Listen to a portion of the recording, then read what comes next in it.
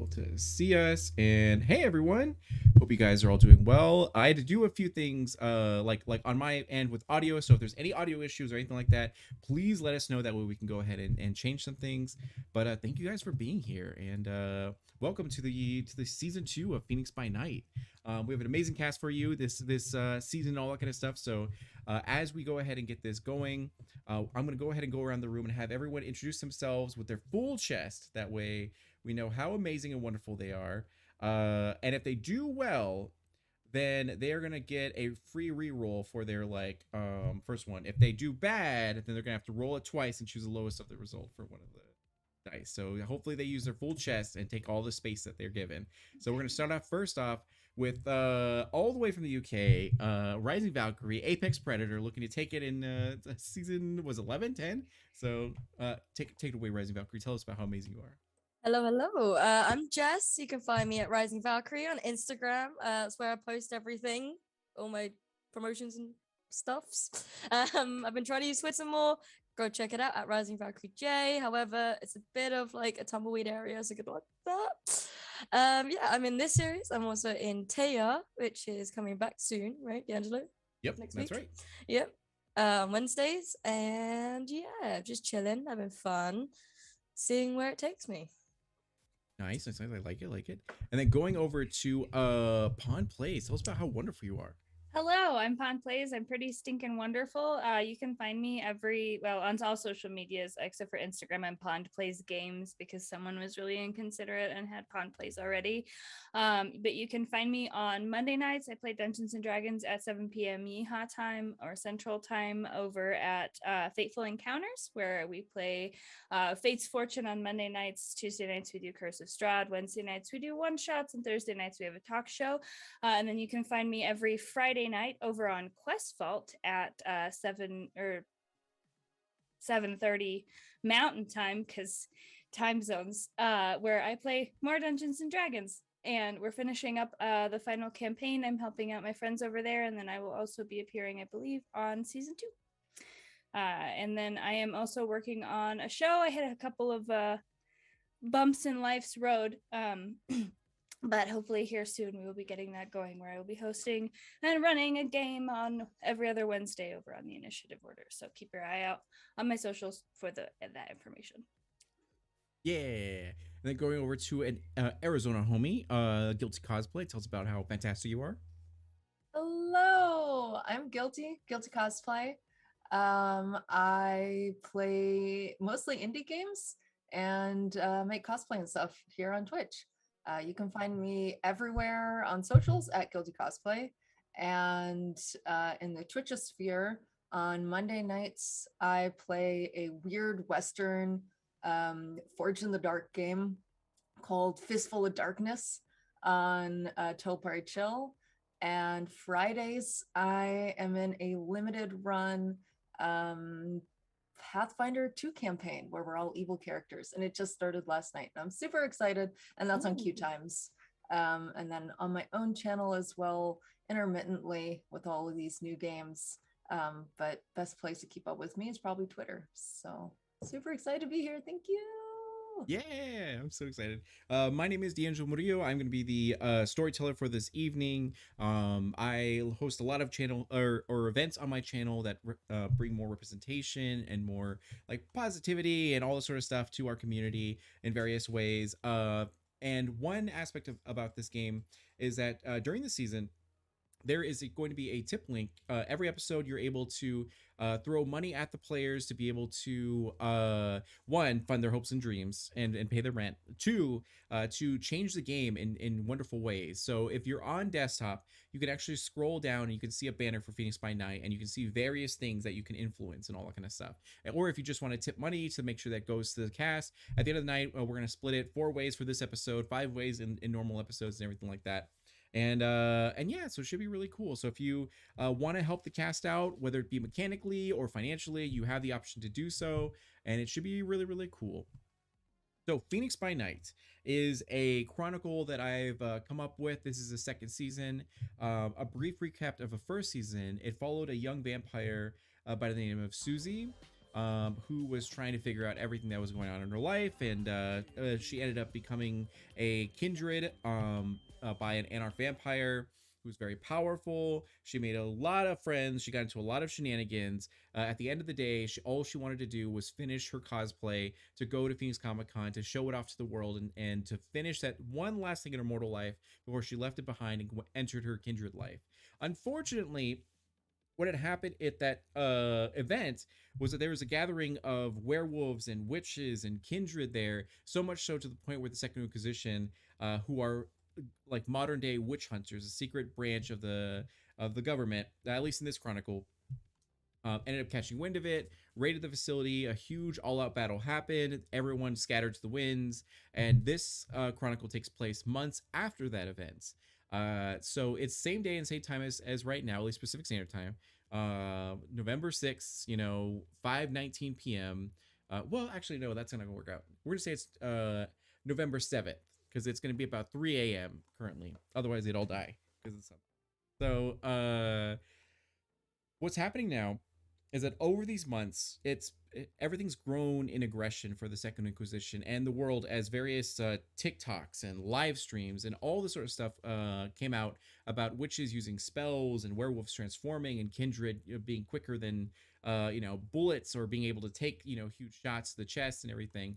And now everyone has deemed these things called abnormals, which are any creature that are supernatural. And naturally, the common folk are extremely terrified and fearful of these people who like may walk among them. And in response, in this chronicle as well, as a joke it happened, but now it's like canon, President Ted Cruz has authorized that the Second Inquisition is going to come out into the light and going to be a full-blown branch of the military that is known to the public and fully funded and out there doing everything.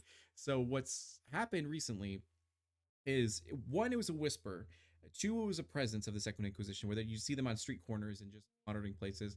Now it's gotten to full blown raids, where they're like, as long as they have authority or a warrant, they can burst through doors looking for any sort of abnormals and taking them to either internment camps or executing them if they resist in any capacity.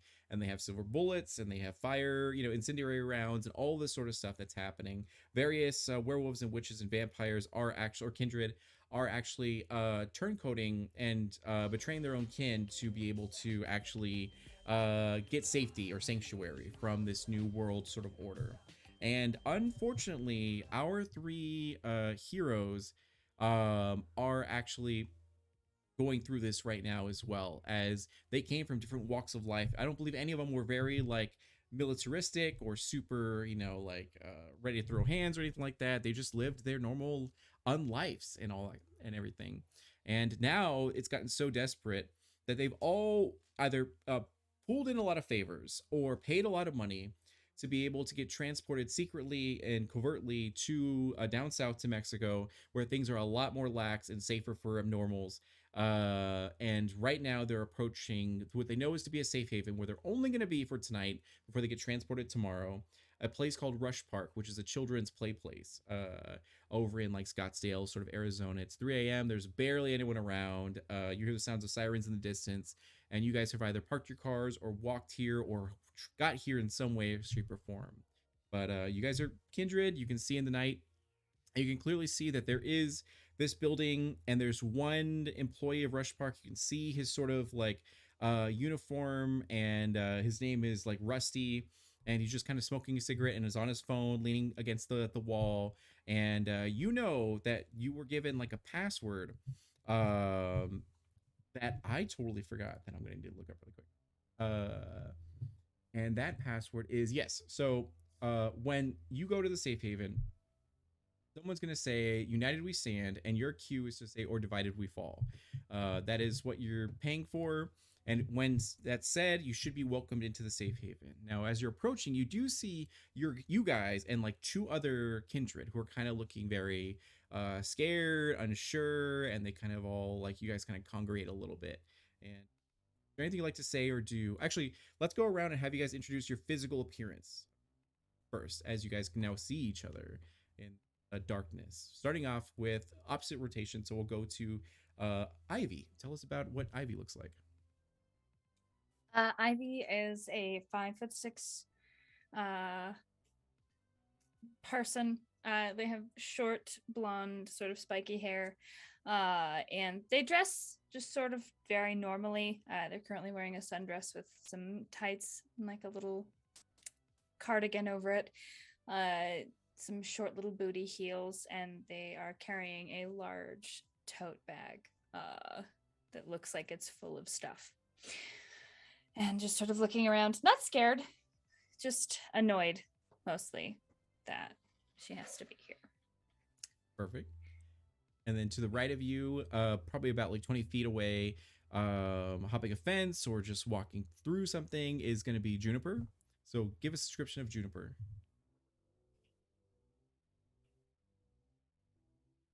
Glasses out. I love this.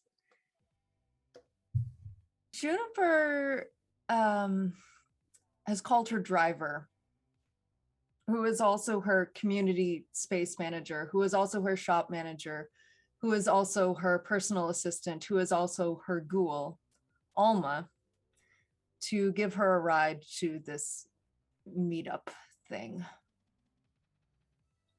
So we're rolling up in Alma's Honda Fit. It's bright blue. And Juniper looks like a eccentric grandma who's gotten super into crystals and tea leaves and is always wearing Birkenstocks. Perfect. So as Alma parks, she like flip flops out of the car and puts on her glasses and surveys the scene. And can you give a description of Alma? I was gonna leave Alma up to you. Oh, you were? Okay. I am kind of picturing her as a millennial though. That works. Yeah, that's totally fine. We're gonna say that they're probably like 27 years old. They have dreadlocks and they're super fit and they're probably like 6'5", and they're pretty good. Yeah, you've even though they are human and at first they got kind of freaked out, they were so like willing to help you out and they've always been tried and true and almost pretty dope. Yeah, she's right at our homie. So. And sure enough, you hear the car door slam as Juniper gets out and everything, and then going over to Aaron. So, tell us about Aaron? Erin is 5'8", kind of skinny, lanky kind of vibe. Probably slightly hunched over because she's trying to balance this gigantic backpack on her back. It's kind of tattered and worse for wear. She's had it for a very long time. She's probably dressed in a jumper just like this with a collar underneath, like a shirt underneath, layers, whereas she's probably wearing ripped jeans, black jeans, and some combat boots. She'll have long black hair that's kind of with the electric blue tips ends, so dip dyed, and with these really thick glasses.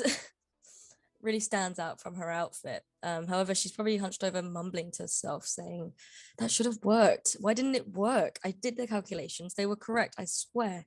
They should have worked." As she was walking along, and you can hear this clank and a lot of noise coming from her backpack as stuff is moving around inside as she kind of bounds along, like towards everyone. Perfect. And for Alma, would she be packing heat, or should she would she be like just a crystal shop owner? Heat in the form of like Palo Santo. Okay, perfect. So you guys are all walking up and you guys can see the shimmer of like a sort of crimson kind of like, you know, eyes and all kind of stuff as light catches you guys, so you know you guys are kindred essentially.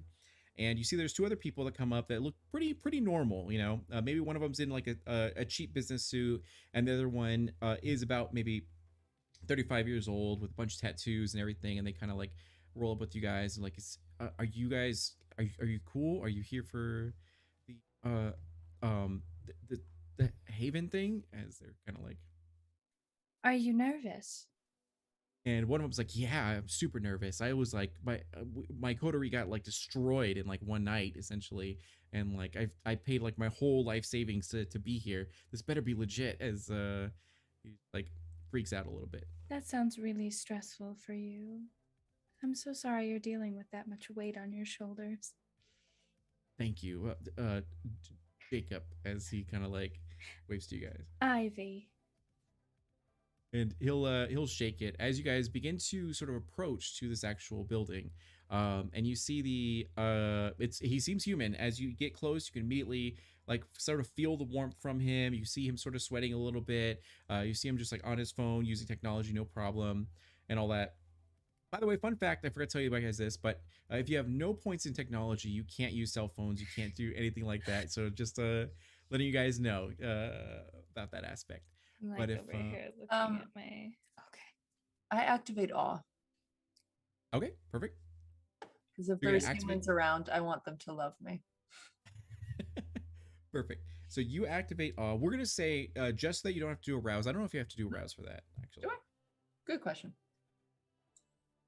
But before you actually do it, like activate your powers, and then the Jacob is essentially like this seems shady. Why is there a human here? Like it seems so weird. And does anyone have sense the unseen? Or at least two points in aspects at all? I have 3 point. I have heightened senses Okay. and 3 points in So aspects. Ivy, you can absolutely tell there's more people here than around, like watching you guys, than just Okay. this dude that's here, Rusty. Yeah. If you want to keep that to yourself, you can. Or you want to tell the group anything, you absolutely can. I'm gonna sort of drop back just a little bit. Like I feel like I was originally doing like the firm power walk towards Rusty. Like I'm very confident. And I'm gonna drop back for a second. And I'm gonna lean over to Jake. Was that his name? Jacob, yeah. Jacob. Jacob, could you perhaps approach Rusty for us and give him the password?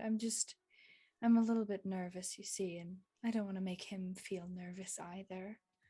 And he's like, and he like looks over to you guys. He's like, I guess I am the man in the group. And then like he like walks over, and then he goes, excuse me. And then Rusty kind of like looks up and like seems to not even like realize that you guys are there, and puts his phone away immediately and goes like, United we stand. And then he just like waits, and there's a big air of tension here.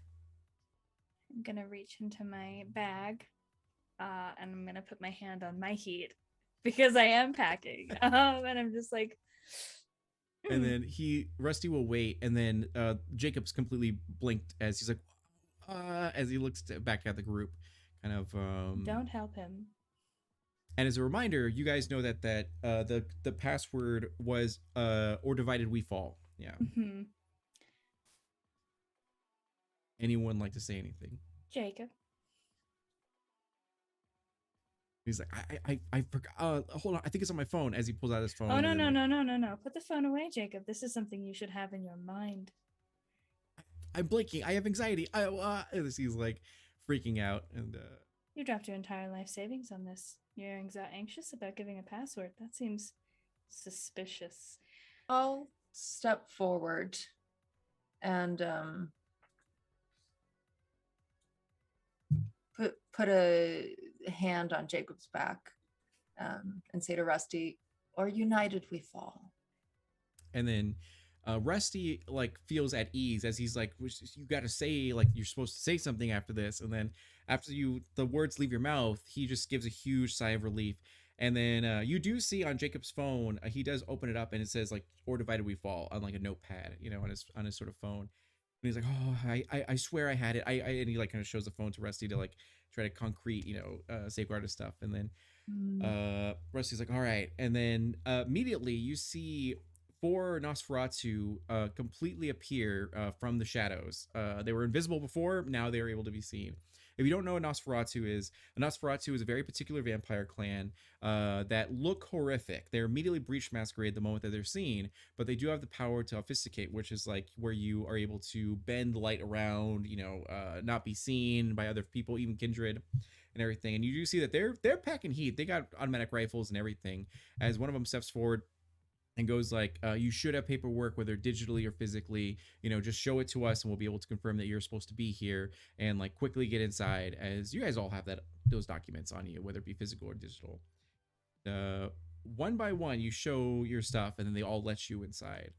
And as you get inside, there's a lot of kindred here, like backwards and forwards. You see that there, some of them, like most of the guards, have like a lot of weapons on them.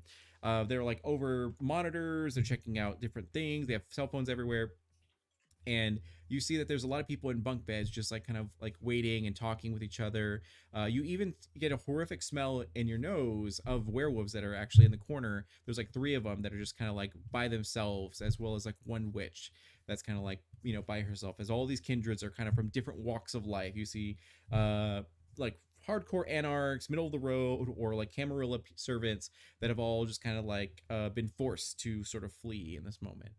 And you guys kind of like feel all the tensions begin to melt as you see a lot of security here. You see a lot of like organization here.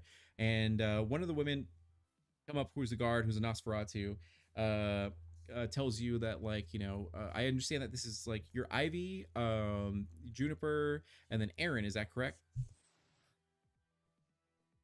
Perfect. And as I say that, I'm still looking in, and I'm like ignoring them almost. Yeah. But digging into my backpack for something very intently.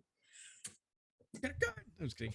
So, yeah, and then she's like, all right, well, I'll guide you guys to your bunks. You guys are going to be over here in this section. There are blood bags here if you need to feed. There are, you guys are issued with your payment. You're all given like a sidearm as. Oh, no, no, no, no, no, no, no. No, no, no. First class, please. And she kind of looks at, but I don't know where you think I mean, you could sleep in the ball pit, as like you guys are in a play place where it's like a jungle gym, indoor jungle gym. But whatever you feel makes you more comfortable, but you only got to deal with it for the night, and then tomorrow you ship out to go to down south. Like, right. And the address exactly that we're headed to? he does give you, or she does give you, a address in Sonora, Mexico, where you can kind of like Google it on your phone. You can see it and everything. I And can't. yeah, I that's have right. That's no right. checkpoints. Yeah, as almost right behind you, she has paperwork as well, and is like showing you it and everything, and then like zooming in, and yeah. So, she goes like, Right. So, Alma, we have the reservation for the yurts there, correct? yes, Juniper, what would you like her to call you? It was just first name basis, or my lady, or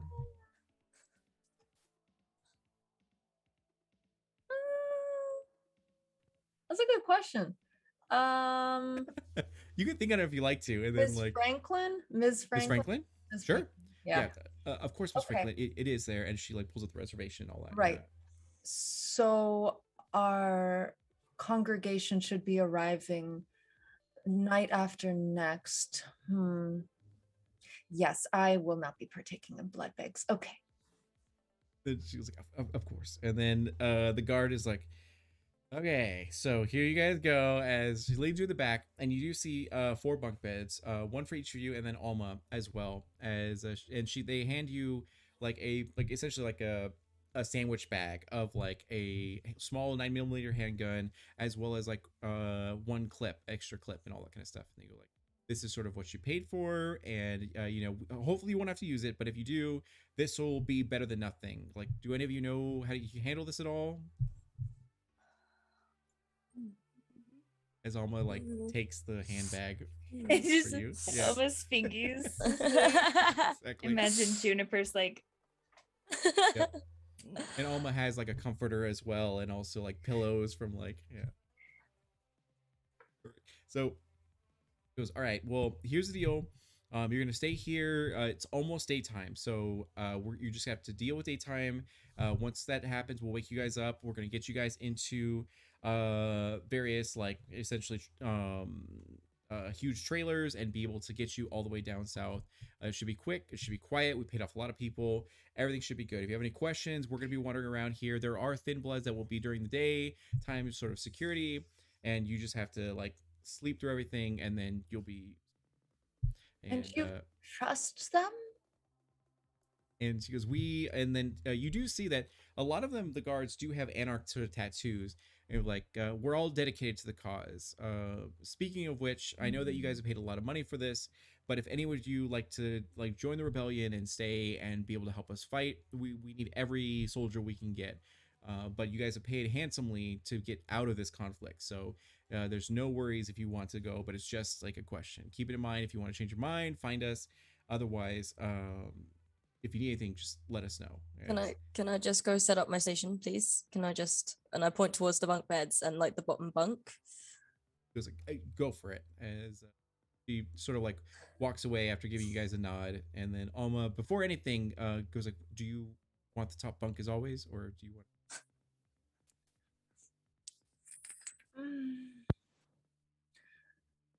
I shall be meditating today. Of course, You take whatever you want.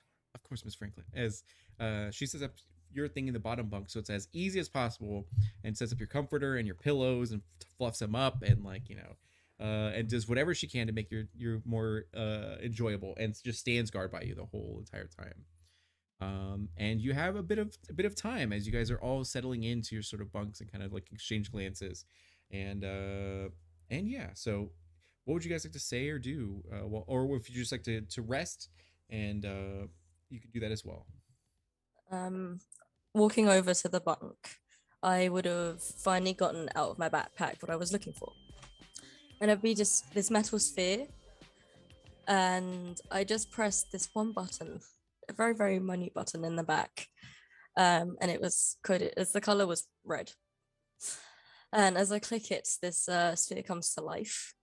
And it kind of just floats in the air a little bit and bobs along next to me and says, "Hello, Dr. Callisto. How can I help you?" And as we just walk along to the bunk. Perfect. I'm already on the top bunk directly above where Dr. Callisto is setting up. And I want to sort of like pop my head over the top of the bunk and be like, "You're a doctor as well." Yes, in my past life and current life, unlife, I guess. I'm trying to discover some things to just make some moves, I guess, in the world. That's amazing. Dr. Collins. Oh, nice to meet you. And she'll like have a shaky hand because she's not used to people. And or like you've definitely heard of Dr. Collins. It's definitely a renowned kindred therapist, someone who, if you have a lot of trauma as you're transitioning to the kindred society, then you can go and pay her a handsome amount of money to be able to sort through that, and a lot of people have actually success with that. So I just got a donation or a tip for a bad guy of the storyteller's choice increased by +5. So thank you for that. I appreciate that. And by the way, we do have a giveaway going on. So if you type in the chat uppercase PBN, like Phoenix by Night, then you'll be entered to win an actual D20 as a giveaway from Umbral Oculus Dice, who is our dice sponsor. So make sure to enter in the chat if you want to be entered. And yeah, so going back to everything. You guys all recognize Dr. Collins, as you've seen her face before, as well as heard how amazing she is. Yeah. Dr. Collins, and like I'm probably shaking, but not out of like nervousness to meet you per se, just very isolating as a person, just very awkward and genuinely anxiety ridden. If you're uncomfortable with touch, you don't have to shake my hand. Thank you. And I say, AFB, can you shake her hand for me, please? And like this robotic little arm will come out of the little bot and shake your hand. Hello. Thank you. This is AFB, auto friend bot. Auto friend bot. Oh. That's lovely. They help me a lot with interactions of sorts. So yes, I could have very much used your help when I was transitioning, but I'm very glad to meet you now.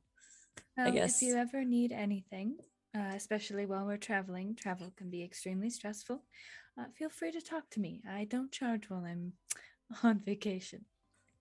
Thank you so much, Dr. Collins. You can call me Erin. You can call me Ivy. Nice to And- meet you. Juniper, are you meditating on your actual bunk, or are you elsewhere?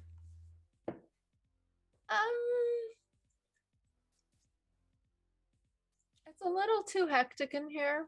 Yeah. So I've sat down on my bunk for a couple minutes and tried to unwind, but my mind is racing. So instead, I've invited Alma onto the bunk as well, and we're crisscross applesauce, and we've got our notebooks out.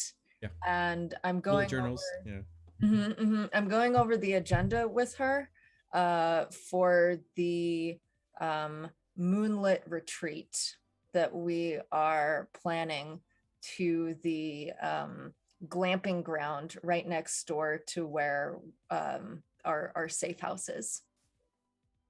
Perfect. And then Alma's like, yeah, we can absolutely make that work. Like, do you need blood at all, or are you? No, I can wait until our moon ritual as usual. The healing is it gets everyone in the right mood. So do phone up that vegan chef. They were a big hit last time in Sonoma. Of course, yeah. As she's immediately pulls out her phone and begins to like go through everything. Yeah. Not during the evening time, darling. They'll internet that, trace it back to you. Oh, correct. As she turns off her phone immediately and begins to, yeah.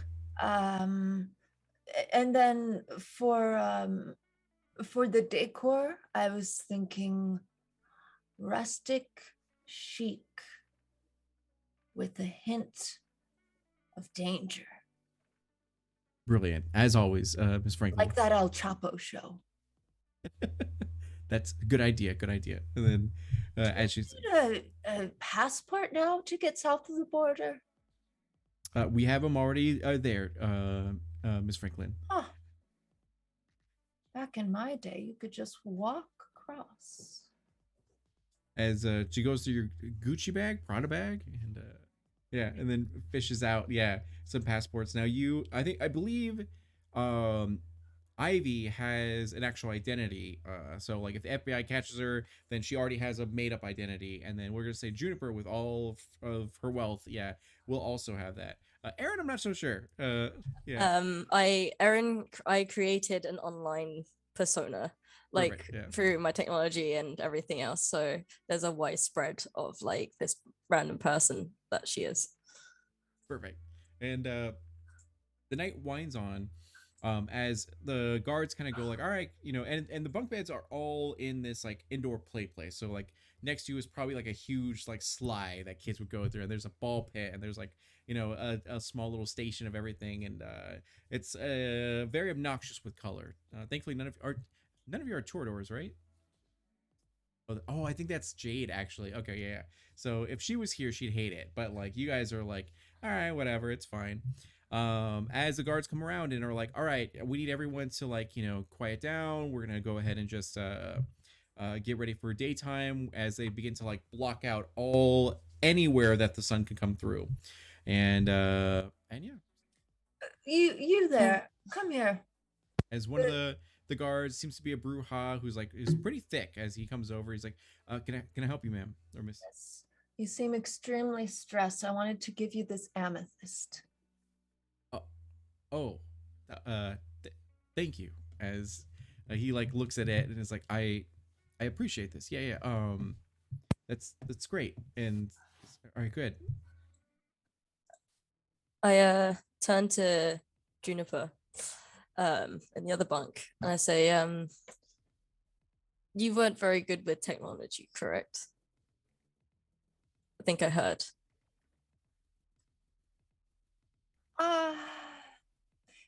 Everything these days has microwaves and radio waves and gnarly waves.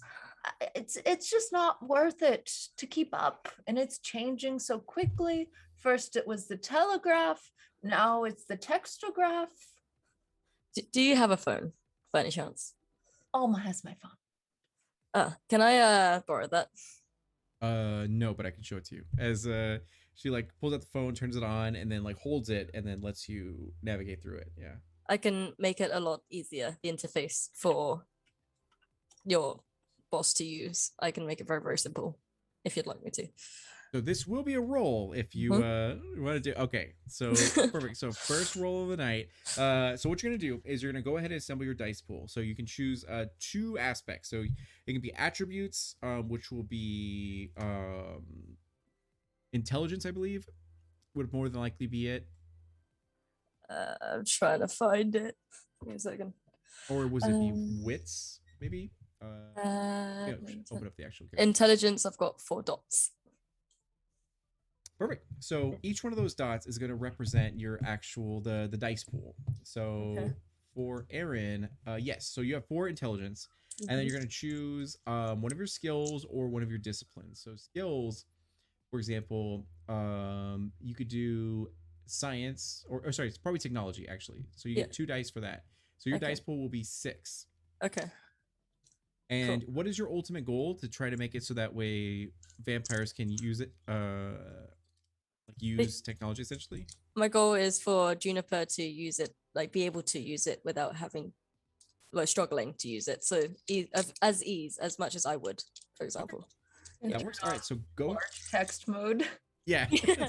72 Just- font. Yeah, text Yeah, very large. Contrast.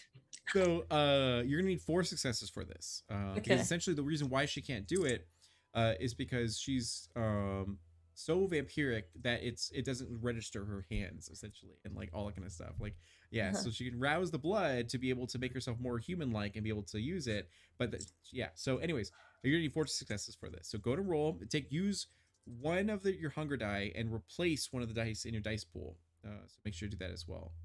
So you're What still does gonna that mean? so you're still gonna roll 6 dice, but make sure you designate one of them to be your hunger die. Okay, I see. And Okay, cool. go to roll it. 6 and above are successes. Don't do me dirty. Don't do me dirty. Come on. Okay, that's 1. That's 2. That's 3. 4. Okay, I got 4. Good. Perfect. Woo! Now for your hunger die, what was that one? That was a 2. That was a 2. Okay. So that's no problem. You just failed on that one. And then did you get 10s for any of them? No. No. Okay. So you're fine. So you succeed. So you're able to like mess with the settings. You're able to like maybe like pull off a filter that you created and kind of put it on the actual sort of screen. And then sure enough, when you hand it back, Juniper, like, do you want to mess with it or touch it at all? And sure enough, it works. It registers your motions and fingerprints. Oh, it moved. I also downloaded a game for you in there. It's called Flappy Bird. You might enjoy it. Flappy Bat. Yeah, Flappy Bat. Sorry, yes, Flappy Bat. Oh, look. It's so cute. And Alma looks dumbfounded as she's like, oh, thank you. You just saved me a lot of time and effort. And then, I understand. Don't worry. Alma, look, the bat. It flaps. Like it's great. I have that game on my phone. It's pretty cool. Then Do you need anything? Food? Water? I've got granola bars. I should be good. Do you want me to pull back over the security guard who I give the amethyst piece? this? Yeah. Can I use mesmerize? Sure, if you want. He is another kindred. Oh no, thin blood. Yeah. So Okay. he is All right. a bit of a then weaker vampire. I have no regard for him. Yeah. Yes. It says 1 rouse check. How do I do that? So that'll just be a hunger die. So go ahead and roll it. And if you succeed, you won't get any hunger. If you fail, you'll get 1 more hunger. Ah! I dropped it off the table. Hold on. Question: do I also get a hunger from the failed hunger dice? No, you know. No. Okay, so that's fine. I was a 10. 10? Perfect. You're fine. Yeah. Proceed with your mesmerize. Yeah. All right. So what are you rolling? It says manipulation plus dominate versus intelligence plus resolve. Okay. So That works. Let me go ahead and get my stuff out. So go to roll yours, and we're gonna see. It's kind of like a contested. So manipulation plus dominate. It's just the number of pips I have in that. Correct. Yeah, the black Okay. dots. And do I have to put a blood dice in there? Yes. So you'll replace one of your dice in your pool with that hunger die. So make sure you have it designated with a special color. Yeah, there you go. Perfect. That's ideal. And go ahead and roll it. And 6 or above. Or 6. Woo! Woo-hoo-hoo-hoo. Okay, what'd you get? Could be better, but 3 successes, but 2 of them are 10s. Perfect. So that works. So what that means is that it's a crit. So what was your blood die? A Or your 1. hunger die? A 1? Okay. So that doesn't come into play because you succeeded in this.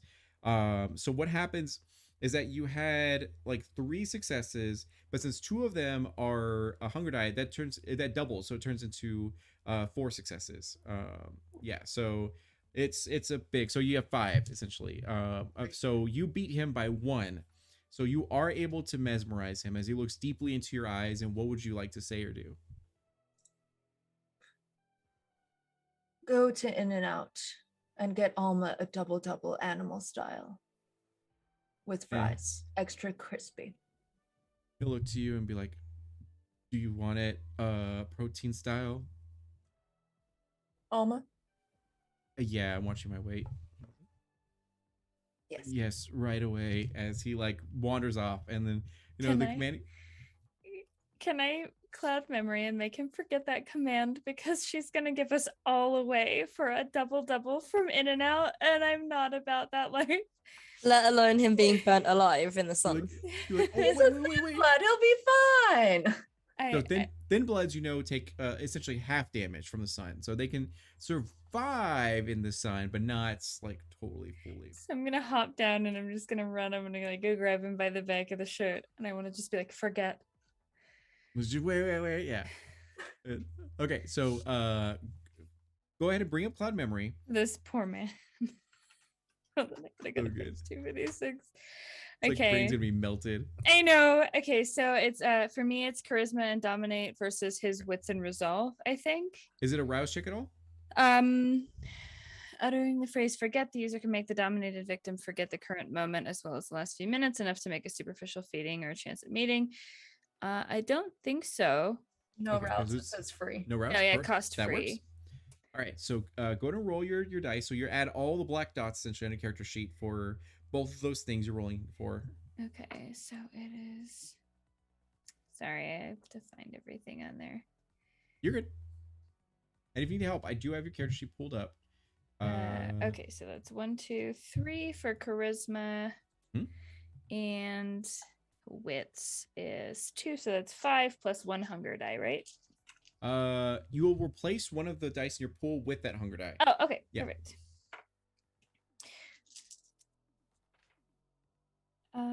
So the hunger die is a success. I have a critical success, and I have 1 more 6. So out of Okay. 5, I have 3.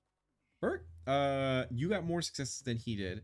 So you do succeed as he's like double animal style, protein style, and then as he's walking down, you're like, wow, and then you're like, forget, and then he's like, what was I doing? Do you need anything? No, darling, you were going to go continue making the rounds and making sure that we're all safe for what we paid for, and I appreciate you very much. And he's just like, yeah, man, I'm Mhm. hungry. I want In-N-Out, but I think it's closed. I think they're closed. I think Whataburger's open as he like kind of walks through. And like Don't go to Whataburger while you're on duty. And I'm gonna turn around and I'm gonna look at Juniper. I'm gonna like stalk back into the room, and I'm gonna look at Juniper right in the eyes, and I'm like, look, this may be a walk in the park every day sort of thing for you because you can afford it, but for most of us here, this is life or death. And you sending that young man to In-N-Out for a cheeseburger for your assistant, while the rest of us are here terrified for our lives, is incredibly rude and unthoughtful. And next time you think about doing something like that, don't. and Alma's like, You whoa, swear? you got to back up. I'm not there. talking to you, Alma. I'm talking to Juniper. Please sit down. Did you say life? Life, unlike, Oh, it's darn. irrelevant. It has been way too long since I have contemplated life or death. It is simply death Oh, or more death. great. So you wouldn't care then if you were to be burnt alive by the SI when they find us because Alma wanted a cheeseburger? You wouldn't care about any of your parties or your vegan chefs or any of the other things you've been talking ad nauseum about for the last 6 hours? None of that would matter? I have survived more than you could imagine. Oh, good for you. It's Most just of us haven't. simply the lightest in a long line of inconveniences that come Oh, with unlife. inconveniences. It's May I ask when you inconvenient for died? us to be hunted. I see. That is such a point of privilege for you to feel that it's inconvenient when most of And us really- here are just Is trying she to a survive. fresh one? She's talking like a fresh one. Really I quick, Aaron. hate her. As this is happening, like wherever across the bunks, and I am like face down on the floor with like all this technology and like books out, like with runes for like blood magic, sorcery, and like everything is out like from my backpack with my bot like floating around. And I'm tinkering and I'm writing down equations, and I hear this argument happening, and I won't even look up at them, but I'll say, if you weren't afraid for your unlife, then you wouldn't be here like the rest of us. And that's all I say, and just go back to tinkering and whatever I'm doing. Thank you, Aaron. And then I'm just gonna climb back up in my bunk and I'm gonna put headphones in and go to And sleep. and really quick, can you explain to me your robot? Because I did not know about this like 3050. I love the robot. I'm sorry. I'm Tell sorry. me, I tell know. me the I know. details about it. All right, go for it. Okay, I chucked that on you. I'm so sorry. I just thought it'd be funny. So there's this little RAM robot, and brand new, because I knew that. Well, actually, I've had it for a while because I was getting lonely after obviously being isolated for so long. Yeah. And then my only friends are in the science that I'm in, like doing whatever I'm trying to accomplish through my science. And like this is why I built my auto friend bot. They can't do much. They don't have any weaponry, no guns, nothing. Would you be okay if it was like a modified Roomba, and it like floats because of blood magic? And Yeah. and we'll say you said it has an arm, right? Yeah. Okay, yeah. Then we'll say it has an arm that's able to like help you with stuff and all that kind of stuff. Yeah, that's just like a little help bot. That's it. That's all it is. Yeah. That works. Okay, perfect. So Yeah. we've established it's like a modified Roomba, uses blood magic to power it, and like yeah, so it's a fusion of technology and magic. So that's good. Yes. And then perfect. And then what was the initials for it? AFB, auto friend bot. It's got like a dot in between the A and the like F, and between the F and the B. So it's AFB. Okay. Yeah. Perfect. So zooming in back into the scene, Juniper, are you gonna send Alma to throw hands with Ivy, or what would you like to? No, Aaron has caught my eye, so I'm gonna approach the techie bunk and lean down. Fear, you say? No, I think it's much more like logic. Seems to be something you would understand. What are you creating here? I can feel your breath on my neck. It is unsettling.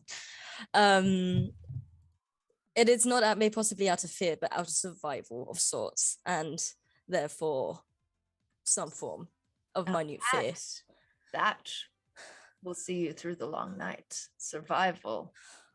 Out of fear, survival of the fittest, correct? No, just the cleverest. Debatable. However, I am doing my experiments. I'm trying to figure out how to unvampire someone. Oh. To return back to human form. I was a biological researcher. You know, if they returned to human, they would be dead. I'm trying to do it in a safe way, which is why my calculations don't seem to make sense. I've been spent my entire life doing this research. I'm trying to... What, 1-2 decades? Something of sorts, yes. I'm just trying to figure it out. Have one, resources, Aaron, and two, you have 2 points of respected. So people have heard your name. So more than likely you've heard of this disrespected Tremere who had multiple advances in blood magic, for the society of like Tremere and all that kind of stuff. But there was some controversy of like wanting to end vampirism that caused her to get like thrown down into disgrace, sort of thing. So you've kind of know that about Erin. Yeah. Are you? You are them, aren't you? You're that's Tremere that they ran out with the stakes. Pardon my parlance. No disrespect. Oh, No, the Camarilla hate you. I'm aware. I'm sure there are also people that would like to use me and my research as well as hate me. No, that makes you a good one. Next time, we're all getting burgers. I just need to focus on my research, but thank you. I need to get this right. I really need to, because I need to get back to someone.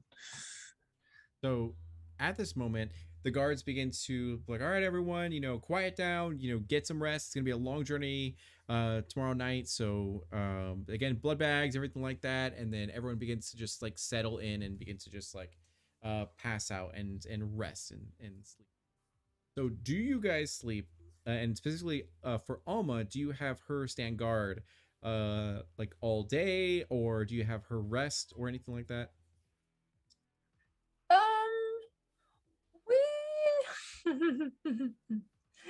We we do a modified sleep cycle thing where she has like 3 hours and 20 minutes of sleep while I'm awake and meditating, and then she wakes up and I go to sleep, and then she does another one like 5 hours later, and it's a whole thing. There's also a lot of caffeinated tea involved. We're gonna say that it's time essentially for your rest at this moment. So Alma will stand guard, gets tea. If there's when she runs out of tea, there's Red Bull and Monster and like all that kind of stuff there. And then for Ivy and Aaron, what would you guys like to do to rest? Now, if you don't rest, you'll be kind of exhausted and everything. And Can I pull a pair of noise canceling headphones out of my purse, like You my do duffel so. bag, and I want to just hand them down to Aaron. And I'm just gonna be like, in case you need to stay focused, and I'm just gonna sort of like drop them like very gently next to Aaron on the thing, and then I'm gonna pop my headphones out so I can hear, and then I'm going to go to sleep. Perfect. I say thank you so much, Ivy, and I just kind of slip them on immediately, and I will continue working until I am thoroughly exhausted and just pass out, like not even on the bed, but next to my stuff. And IFB will go into sleep mode as well. So give me the details of IFB before you like pull something random, like he has a gun, or Of like course, of you know, course. He has a so, gun. yeah. No. Is there like a sentry mode or anything like that, or is it simply just to assist you in certain ways? It's just to assist me, just to be my friend. It's just there. Like I talk to it every so often just to Yeah. kind of have conversations or like trying to my thought process and stuff. Okay, But okay. it's not very clever. Like it doesn't really have like AI or anything. It's just Okay, there. so sleep mode will simply be just to conserve battery life. Yes. You're able to like plug in, find an outlet, plug in the Roomba thing, and then it charges there. Yeah. So Or perfect. like a battery pack or whatever. Yeah, I can have. So you guys do as a group. There's only one reroll. So remember that. Thanks to Mr. SMF Wick. So thank you again for giving me a reroll. And then yeah, yes, there you go. Smithwick. Smithwick. Yeah, perfect. So you guys all rest and settle down. You've had a long night of coordinating everything, saying goodbye to your havens and goodbye to your relationships and all that kind of stuff, to go and flee essentially the literal country, to go to somewhere else to wait out this conflict and this terror. But you're almost there. You're just almost there.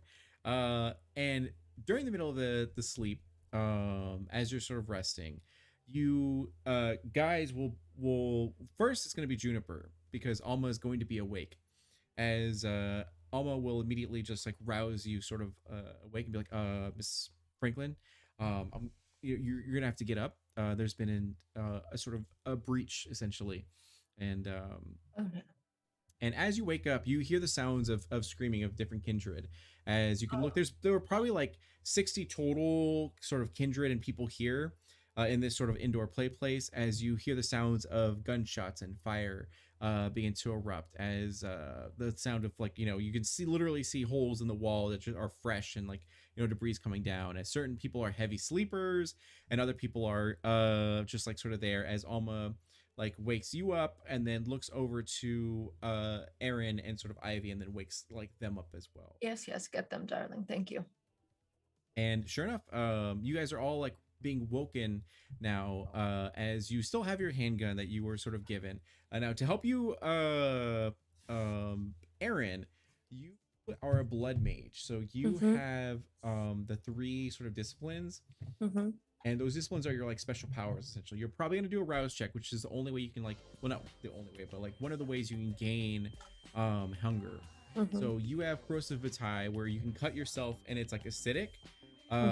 You have Scorpion's Touch, where if someone drinks your actual blood, they'll become paralyzed, both kindred and mortals.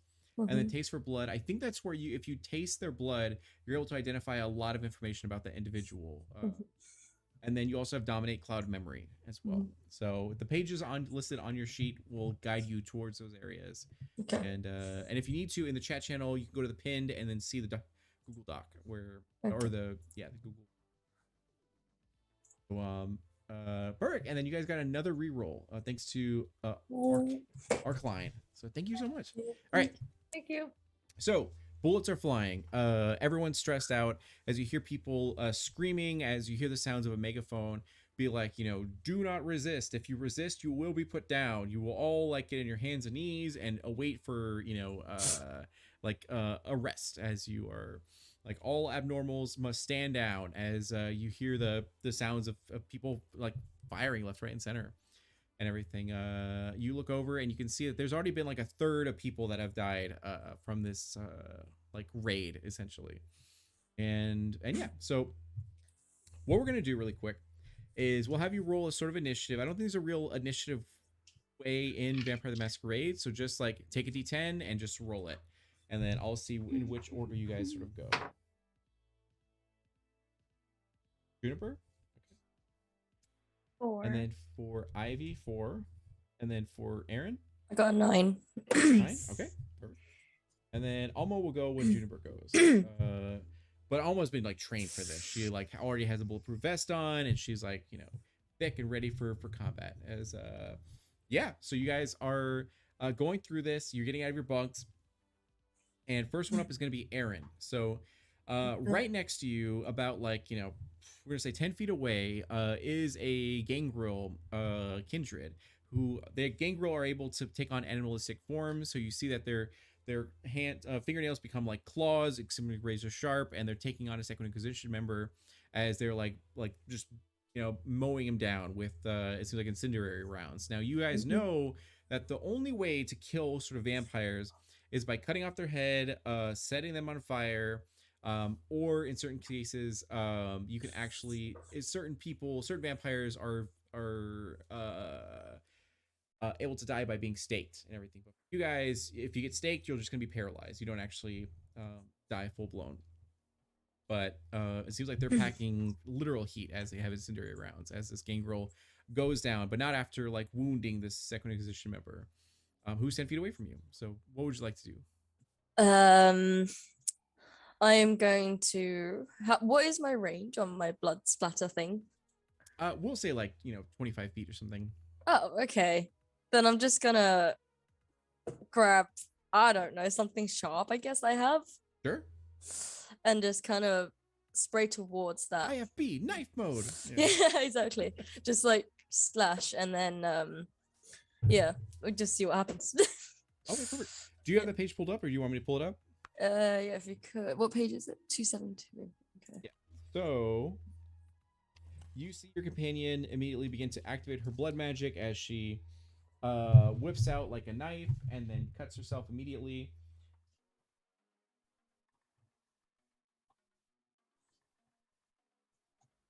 Or can I change that? Go for it. Can I just say I've bottled some of my blood? Maybe. Let me see here. Altering properties of some of their own blood, the user can make highly corrosive, able to corrode most items. I don't think it says anything about the. Yeah, we'll say yeah. You can go ahead and do that. Okay, I've bottled like a lot of it. essay in previous just to prepare, and I kind of yeet it like a bomb, like a grenade. Okay. I'll let you do it this one time. From here on out, Okay. you're gonna have to roll for it. Okay, that's fine. So yeah, so you go ahead and throw it, and it so then we're gonna go switch to a roll where you're gonna have to do your dexterity Okay. and athletics. I think would be the best thing. Okay, athletics and or okay, okay. Yeah, I have nothing in athletics, so it's That's okay. yeah. That's a 2 on dex. Two. Okay. Dots. So go to roll for it. Okay. Do I get the dots for my blood sorcery as well or no? I'm so sorry. Yeah. So go ahead and do Yeah. your blood sorcerer then. So Okay. Okay, so that's 5 in total? Question mark. yes, Okay, cool. you're gonna have to beat 2 successes. Oh. Okay, that is a 10, another 10, and 2 7s. Okay, a 10, 10, and then 2 7s. So Yep. that's good. One of them has to be your blood die. So which Yep. although they all succeeded, right? Except for one, but it Okay. wasn't the right color. Yeah, it was that Okay. that one. That works. You succeed. So with those 2 10s, you get a crit, and you're able to succeed as you throw it, and like right when the guy turns towards you, it smashes onto his face, and you see his like armor and equipment and flesh also begin to melt as it just completely blinds him as he screams at the top of his lungs and collapses to the ground as you hear the sounds of heavy footsteps of more people like approaching, and everything. What do you like to say before we move on? And I say, I guess we're gonna get ready. Here we go. And then I pack up my stuff quickly. Just You're like, oh god, oh god. Okay, and then after that's gonna go to Ivy.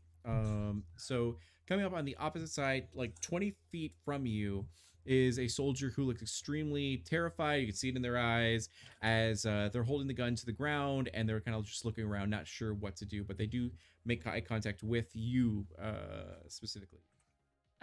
Okay, so could I try and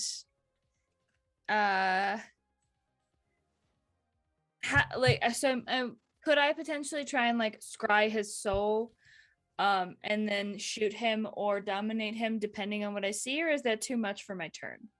I'm not 100%. It depends. Yeah. So the other thing is that if you choose to use a discipline, that's what you use for the whole scene. So if you choose to Okay. use Scry the Soul, that's the only thing you can do for this like, For scene the sort of whole thing. thing? Yeah, exactly. And then Okay. yeah, so you can still do it if you'd like to. We could say that you can gather more information from the soldier if you'd like, because it'll be beneficial beyond just like what they're individually feeling. And Yeah. Could I so I couldn't shoot him of course you can do it. Yeah. after I scry though? We're gonna say no. It's gonna Okay, take a that's bit fine. of, yeah. Okay, cool. So I will try to scry his soul then. Let me go Okay. to the right page for that and make sure that I'm rolling the right dice for this. It's a rouse check. Okay. So go to roll a hunger die. Okay. 6 or above is good. Below, you're gonna get 1 more hunger. 10. Okay, perfect. You're good. Okay. So move forward. And then it's intelligence and aspects versus composure and subterfuge. So my intelligence is 3 and my composure is also 3. So one of those will be a hunger die. Is that correct? 1 success. Yeah. So one of those are gonna be replaced by a hunger die. Okay, I got 1 critical success, and then all the others are failures. You succeed. So describe to me what Scry the Soul does, and for everyone else who's like. So basically, what I'm going to do is I'm going to focus in on him, and I can perceive the state of his psyche as a shifting aura of colors. Auras reveal little precise information, but do provide clues regarding many subjects, examples, emotional state, resonance, and supernatural traits. If looking for a specific condition, the vampire can cursorily scan the crowd to detect it. Such cursory scans provide no further information. So basically, and then on a win, the storyteller truthfully answers a number of questions equal to the margin of the roll about the target's aura and psyche, including emotional state of the subject, the resonance within the subject's blood, whether the subject is a vampire, werewolf, ghoul, or anything unnatural, unsupernatural, that kind of thing. Basically, I just want to know, like, is he if I want to see if I can feel out if he's terrified because he's surrounded by supernatural beings, or if he's terrified because he feels guilty about doing what he's doing. Sure. And how many successes did you get? One more time. So I only got one, but it Oh, was one a success? critical Okay. success. So I think I Okay. only get one question. Correct. Yeah. So, Okay. yeah. So the information that you glean from this target as you guys exchange like eye contact is you use your repair power. Your blood pulsates as you burn it a little bit to do this, and you can clearly see that they're stressed out because their unit is extremely separated and far away from everyone else right now. They're engaged in like live combat with a lot. They did not expect so many kindred to be here. And they've never like they're a skilled shooter, but they've never hurt anyone, and they're kind of on the fence about this whole situation, like being in the Second Inquisition and all this sort of stuff. So they're like having a huge moral dilemma. Moral dilemma. Yeah. Okay, I'm just gonna be like, you don't have to hurt anyone. We don't want to hurt you, and then that'll be my turn. If that's acceptable. As she just like trembles, and she has a face covering and all that kind of stuff, but with her eyes you can see that she is just like not doing anything and just like staring at you, unsure of what to do. And then going over to Juniper and Alma. So what would you like them Alma to do, as well as yourself?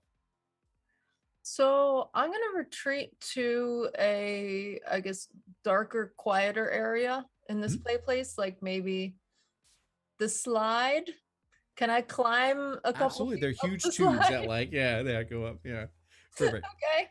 And but before I guess on my way over, I'm gonna point at one of the nearest, like, worst for wear looking Inquisition members. Okay. And make eye contact with Alma and say, bring them. Okay, perfect.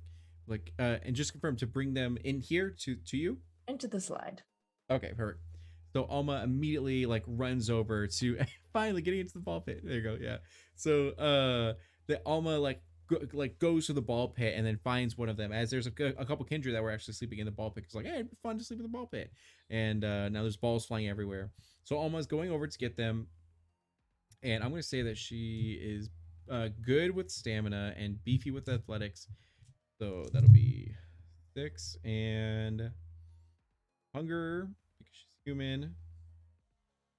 And perfect. So that's going to be 3 successes against.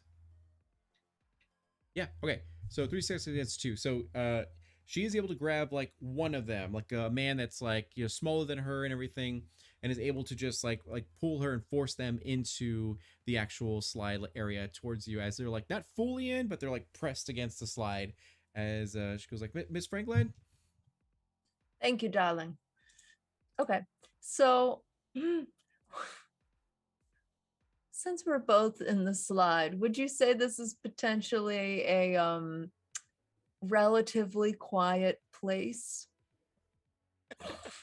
Considering the circumstances, yes. You're away from everyone. Yeah. Yeah, exactly.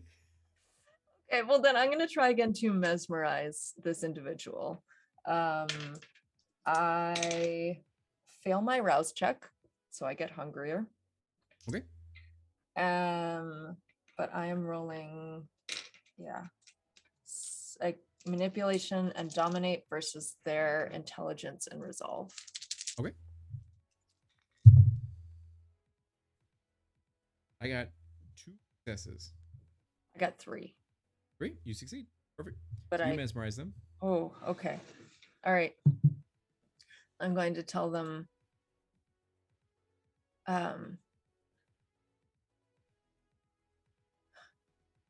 go outside, get one of your vans, and back it up to the edge of the ball pit.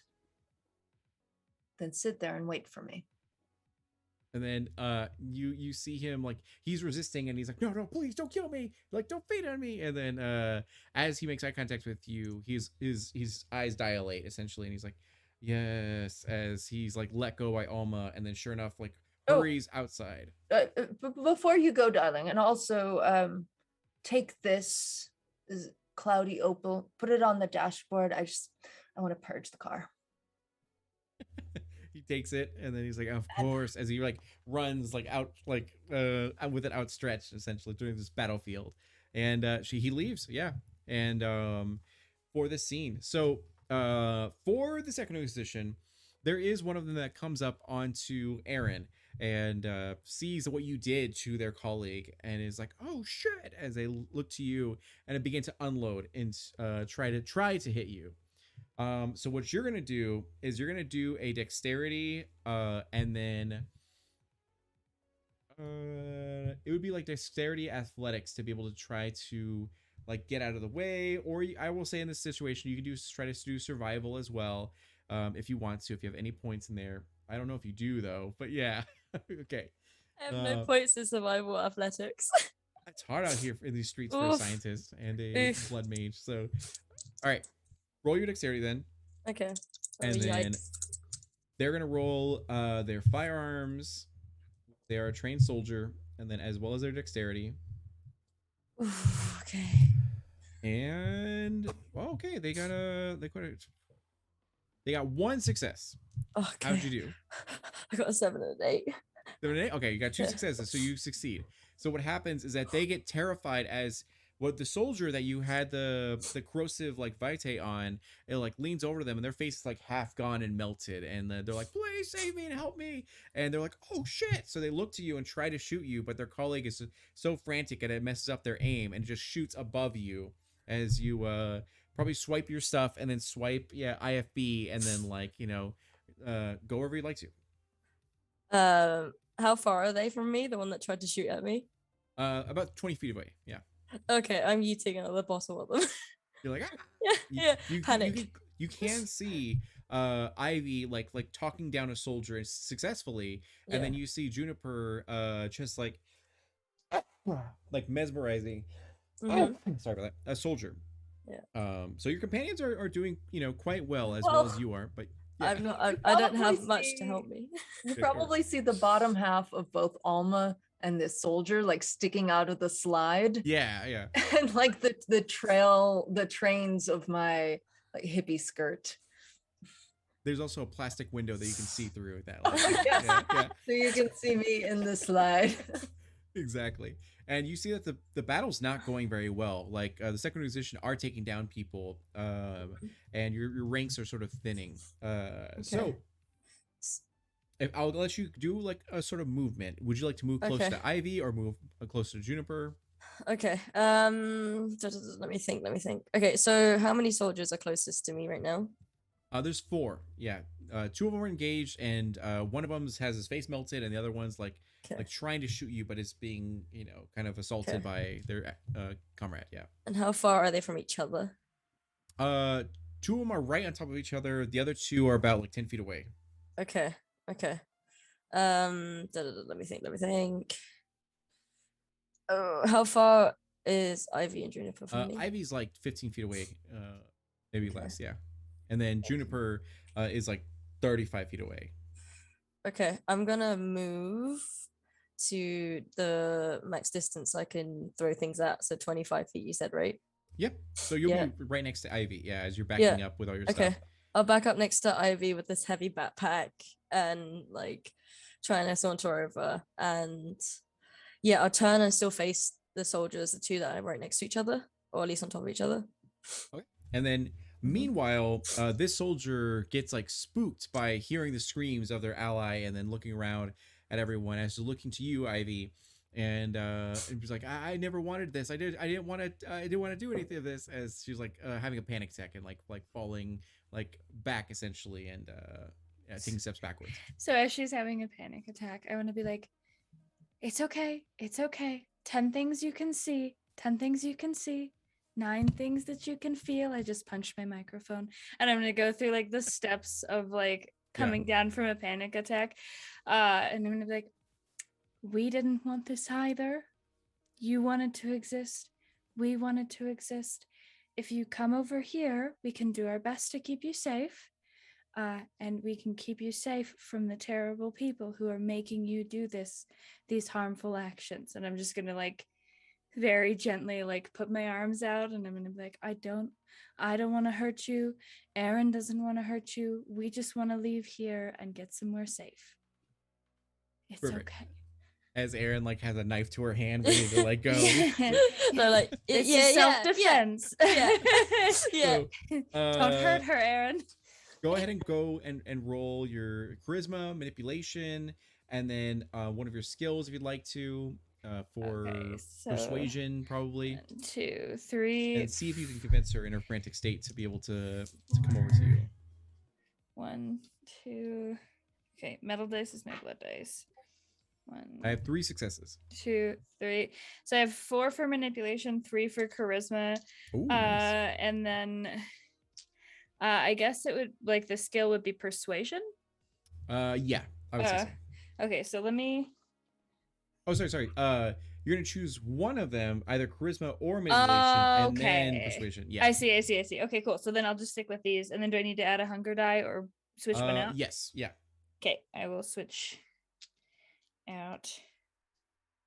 Okay. That's a lot of dice. So I have 1, 2, 3, 4, 5 successes. 5 perfect. So and I failed on my hunger dice. So do that's I? okay. So okay. What happens with the hunger dice is that if you get a natural 1 on your hunger die and fail the roll, that's a bestial failure where things go crazy out of your control and you act out in the most horrible way possible. Me accidentally eating this person that I'm trying to calm down. Exactly. And then if you get a 10 on your hunger die, or I think 2 10s on your hunger dice, then what will happen is it's a messy critical where you go overboard, way too out of control. Yeah. Okay.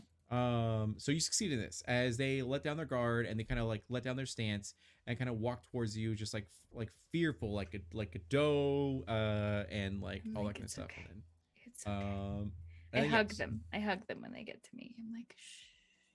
Perfect. And she's just like crying, sobbing, like falling into you and all that kind of stuff. And yes, so going over to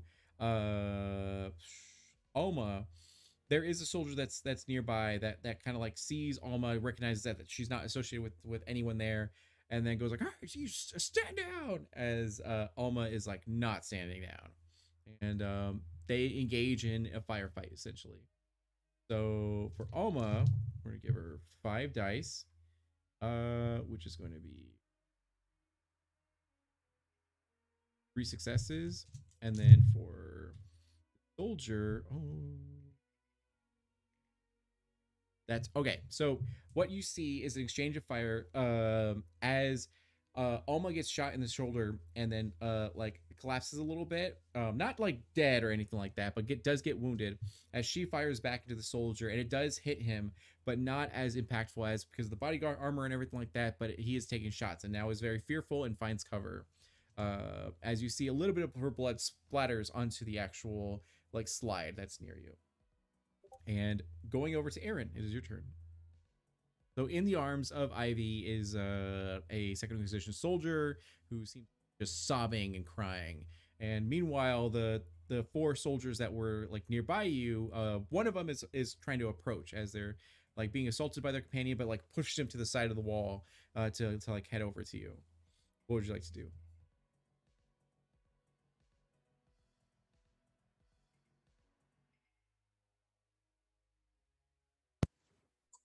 Wait, me? Oh, yep, yeah, you. Yeah, okay. So, oh god. Okay, how close are they now to me walking towards me? One of them is 15 feet away. Yeah. Okay. How angry do they look? One dude looks like, blood in his eyes, like, I need to put you down. You're a threat, obviously, since you melted the face off of yeah, that was off just of like Frank. self-defense Yeah. and panic, okay? Right? Okay, I'm gonna try and use my smarts, my big brain, to kind of I'm gonna look around and I'm gonna find the best way to get out, all of us, like just us, With a the passive- survivors. Sure. Yeah. With a passive sort of perception, you look around the area and you see that it's extremely chaotic. There was a back way that you guys came into this sort of facility, Mhm. but it's currently engaged in a firefight between the Thin Blood soldiers as well as the Second Inquisition. You look to the front, and that's where the majority of the Second Inquisition are coming through. You seem pretty surrounded. Like the only place that seems safe-ish is where Juniper is in the sort of jungle gym, where like there's blocks of visibility, and yeah, everyone's engaged with everyone on the floor right now. Yeah, Okay. And we're seriously outnumbered, right? absolutely. Yeah. Yeah. So you did Okay. have 60. Now you're probably at 30, and then there are about like probably 70 soldiers of the Second Inquisition just like kind of raiding here. Well, we'll say 40 soldiers of the Second Inquisition. Okay. I turn to Ivy and I say, okay, Juniper had the right idea. Go into there and we'll find cover. I'll join you. Just give me a moment. Okay? Are you going to be okay? I'll be okay. Don't worry. And I just kind of You have want a like hug as well? Yeah. I have like a blood grenade in my hand, ready to yeet at the one that's looking at me or walking You no towards me. longer have a blood grenade in your hand. Oh. You had one saved. You threw it. You used Okay. it. So now Okay. you're gonna have to cut yourself. Yeah. Damn it. Okay. Yeah, I'm gonna do that. I'm gonna like squirt some blood at him. Okay. Perfect. To kind of give Ivy an out, like some time to get away. That works. So you take your knife. You slice your hand. I believe you will have to do a rouse check. Yep. For it. So go to roll a hunger die. Okay, a hunger die. And 6 or above is like you're okay. Below that is going to be you take another point of hunger. Okay.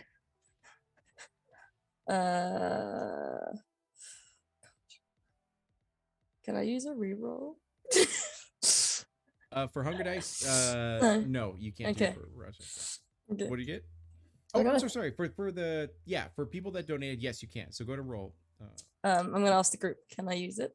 There's 2 currently. Okay. Can I use one? Yeah. Okay. say Thank you. do Thank it. you. Thank you.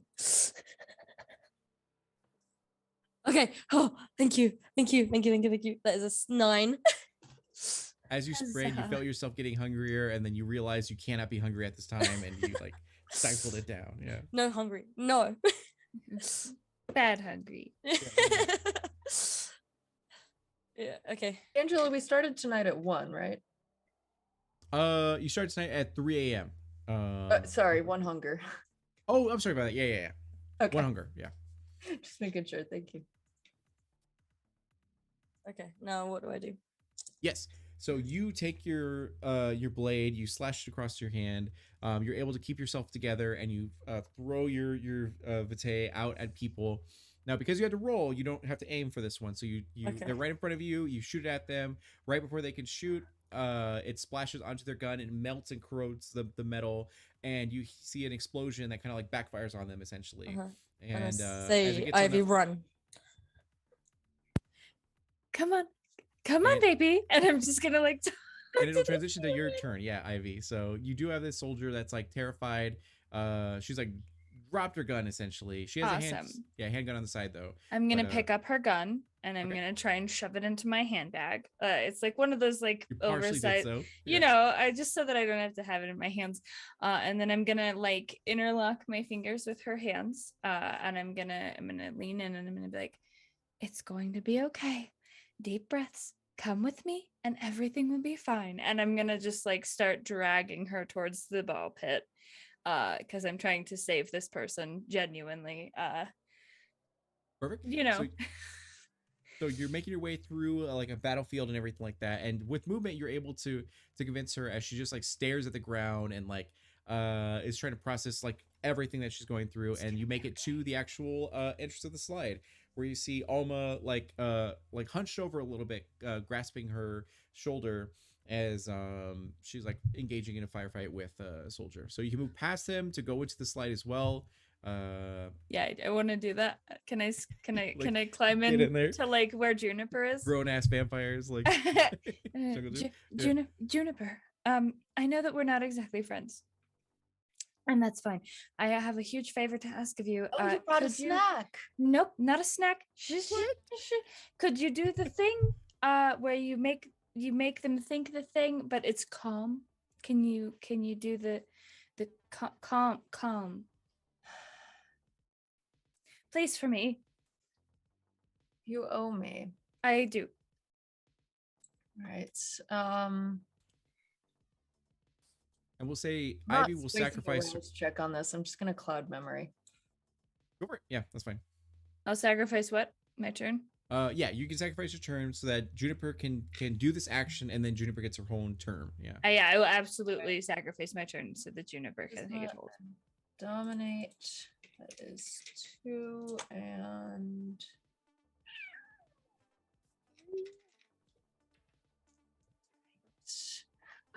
do I still have to roll with blood dice since I'm hungry? Yes. Yeah.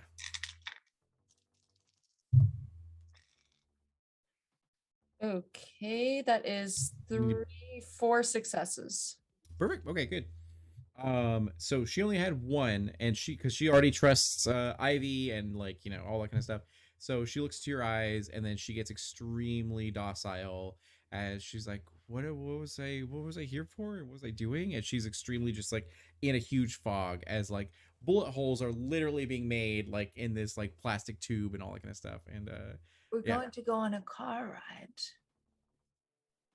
Oh, yeah, that's right. As she just kind of like looks at herself and just kind of like it doesn't even process it like a child. Yeah, waking Good up. baby. And then I'm gonna like gesture This at is a the big terrifying gun in scene, my yeah. bag. Like I'm gonna look at Juniper and I'm gonna be like, No. for Alma. Yeah. It's gonna like And then pass it out the hole in the slide. yeah, you for like let it go Alma. down the slide. Yeah. Alma, new gun. So Alma does take this gun as it's now Juniper's turn. So what would you like to do, Juniper? Anything in this situation? Has my ride appeared yet? It is, yeah. So at this moment, outside, you hear the sounds of screaming, be like, "What are you doing? No, what are you doing?" As you hear the sounds of a huge crash in the building, as the entrance shatters as a giant like truck comes out. Now the bad thing is sunlight is like pouring through and is like frying various vampires that are like, "Oh shit," and it's pretty bad. So but he does as said and backs up completely to the ball pit. Now unfortunately what happens is that as he's like there and kind of looking like, "I did it, master," as you see one of the soldiers just like like shoot him in the head and pull him out of the actual truck and everything. But yeah, the truck is there and right next to the ball pit. There's also a lot of sunlight as well, so that's like the hard part about this. Good Now, thing we brought her because I think she can drive. All right, team. Under the balls. Away from the sunlight. oh god. So you shout that out and everything like that. Mhm. As things were already bad for the kindred. Alma, cover us. Now it just got even worse because of the what's it called? Because of the exposure of sunlight and everything. So things seem pretty hopeless at this point as Alma now has like a carbine and begins to shoot up like soldiers left, right, and center. So what happens is as it's all going down, you hear the sounds of more shooting out in the front and the sounds of screaming as you see Second Inquisition members rushing in. Actually, we're gonna have Aaron, buddy, old pal, and friend. You are like hit by the sunlight a little bit as like this happens, or at least like you have a chance to avoid it. So go to make a dexterity and athletics check, which I'm pretty sure is just dexterity for you. Yeah. Okay, go ahead and do it. And then you're gonna need 3 successes in order to do this. So hopefully 2 of them are 10s. I believe in you, Aaron. I believe in you. Oh no. I got this.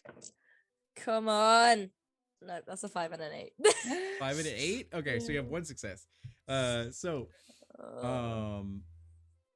you only have Yikes. two dice, right, for your dexterity? Yes. Okay. So what's gonna happen is that the sunlight hits you like full blown as you're backing up, Nice. ready to go over to the slide and everything like that. And half of your face gets caught by the sun as your flesh just like melts and like burns, searing like. So we're gonna say out of reaction, you move behind cover, that's like right by you and everything, but you're gonna take 2 points of aggravated damage. Okay. So what that means is that on your health sheet, Yeah. there should be like that bar. So you're gonna put 2 of them in there. So aggravated means that if that baby fills all the way up, you die. So there's superficial and aggravated. So superficial would have been if you got shot by a bullet, if you got hit with a bat or something like that. Whatever, fine, you can heal that. Aggravated takes a lot more to heal and it's a lot more. So our tube people are totally fine. Aaron is separated and has a As huge. as it happens, I want to say thanks a lot, Juniper. Canon wise, you don't know that she did that, so just gonna say.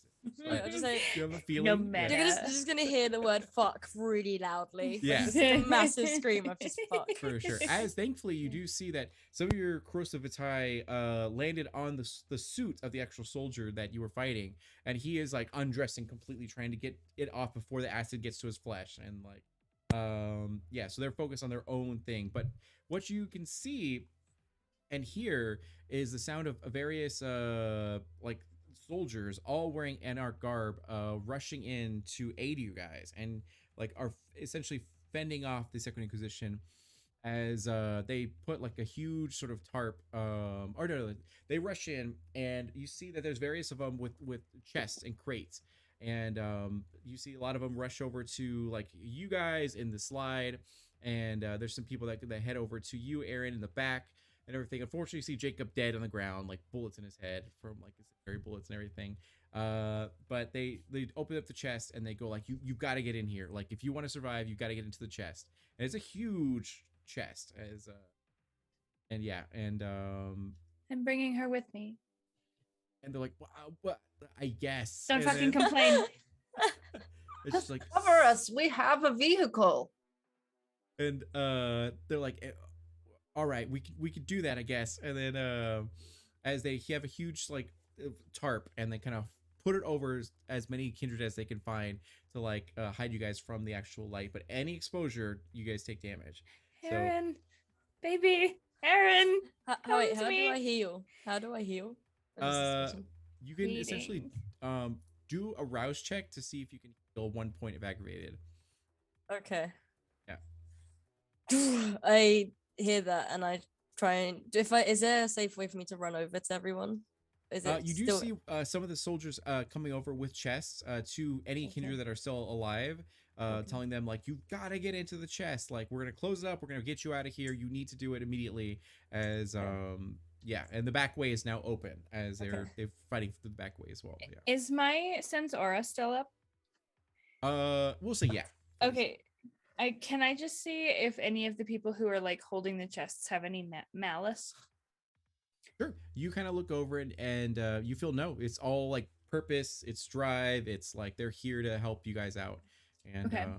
and yeah. Chests are safe. Get in the chests. Aaron, we'll find you, okay? You still Okay. have my headphones. And I just like I hop in, and can I do that rouse check? Go for it. Yeah. Yeah. As Okay. you like wave or say like, I'm over here, as they like rush over, and it's a huge chest, and you like climb into it, they slam it shut and lock it and everything, and you feel yourself begin to get lifted up and then rise over as you're like, clenching your fist as hard as possible. Do the rouse check. What would I roll again? Sorry. It's just a hunger die, and Oh, if you okay. get 6 or above, you don't take any more hunger. If you get lower than that, then you will take another point of hunger, and you'll Yes. okay, That's good. an 8.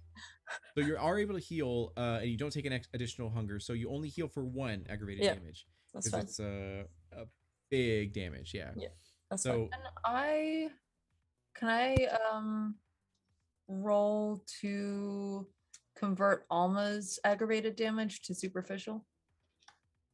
yeah, that should be fine. So you can give It's- her some of your or I was gonna use my medicine. oh yeah, you can do that for sure. Yeah. Okay, so I guess it says difficulty is the total aggravated damage sustained by the patient.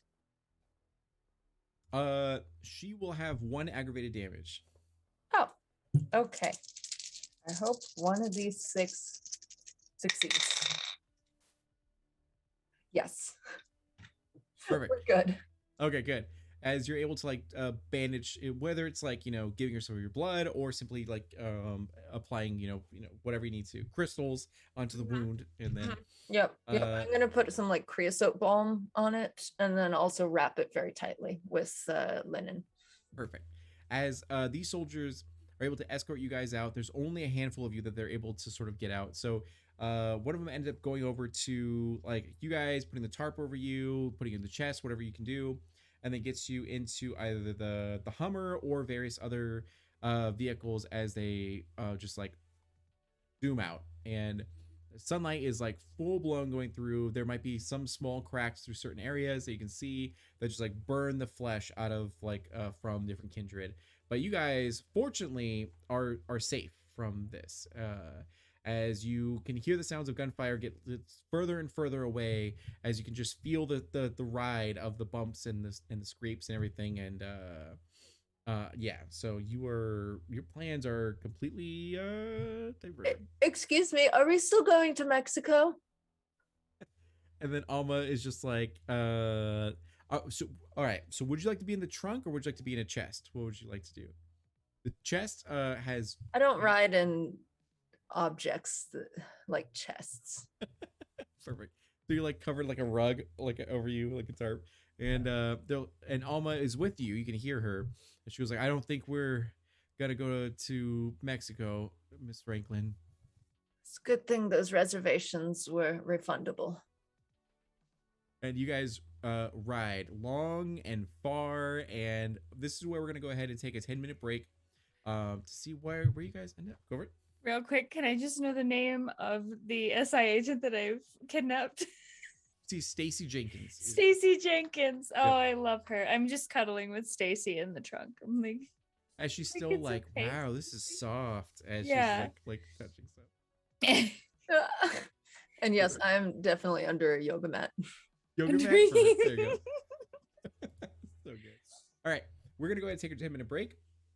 Once again, we are doing a giveaway. Make sure if you want to enter the giveaway for a D20 from Umbral Oculus Dice, you'll put in uppercase PBN, like Phoenix by Night, into chat, and then you'll be entered to win. And then at the end of the show, we'll go ahead and roll it and see who wins.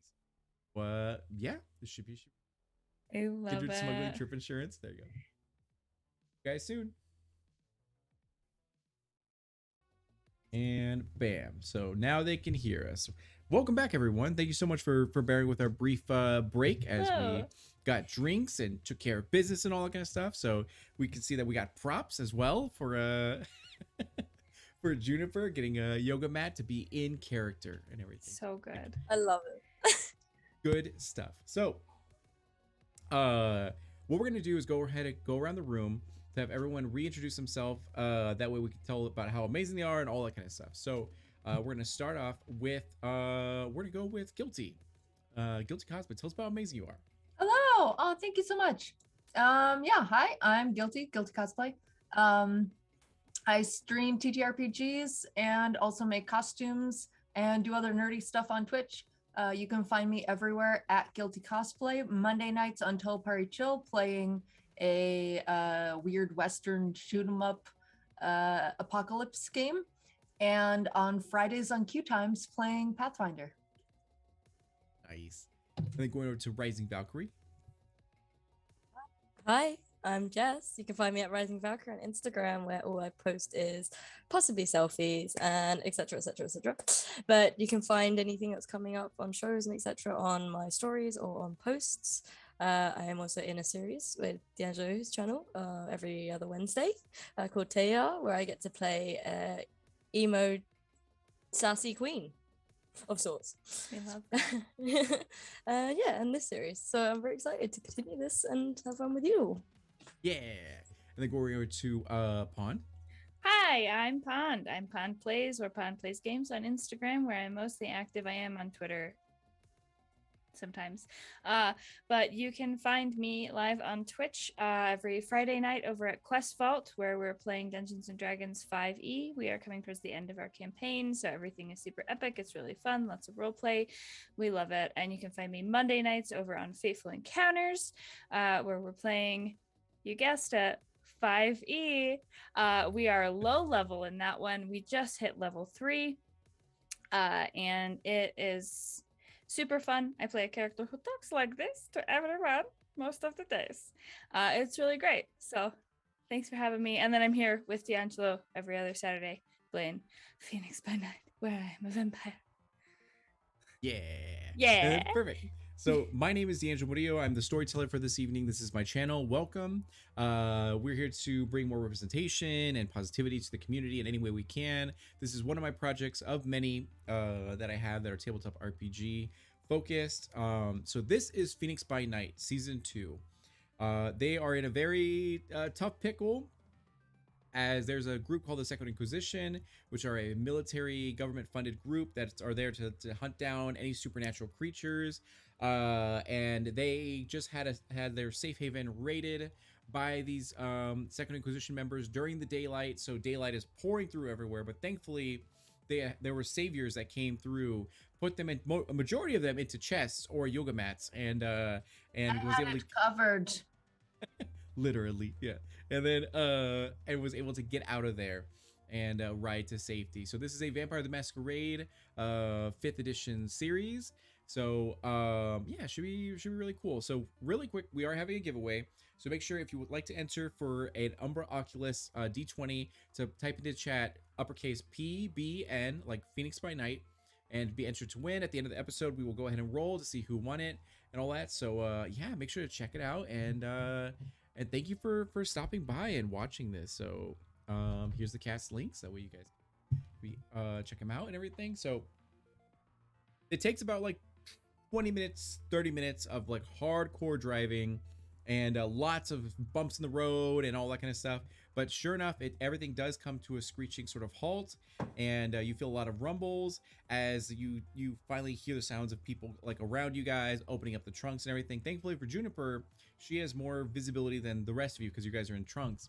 As you can see that there are armed guards that seem to be thin bloods, as you can feel some warmth from them and some, like, you know, weaker vampiric abilities or kindred abilities, as they open up and they go like, all right, come on, we're gonna get out of here, and we're gonna go ahead and get you to safety. You guys are all good.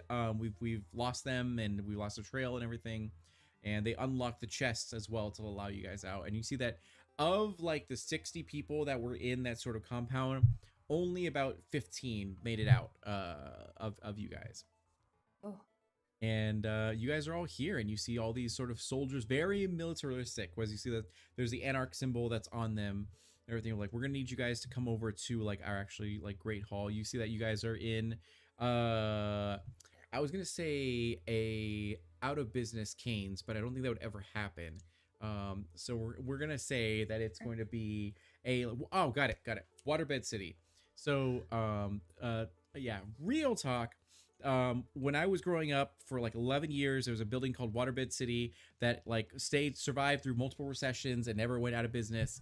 And I'm pretty sure it was like a drug front. So that'll be where you guys are at currently, is It's Waterbed a vampire City. friend. Can I just real quick, while we were in the trunk together, can I have like checked Stacy for like trackers on her gear or anything like that? Just to be ultra cautious and want to make sure that she's not being absolutely. tracked.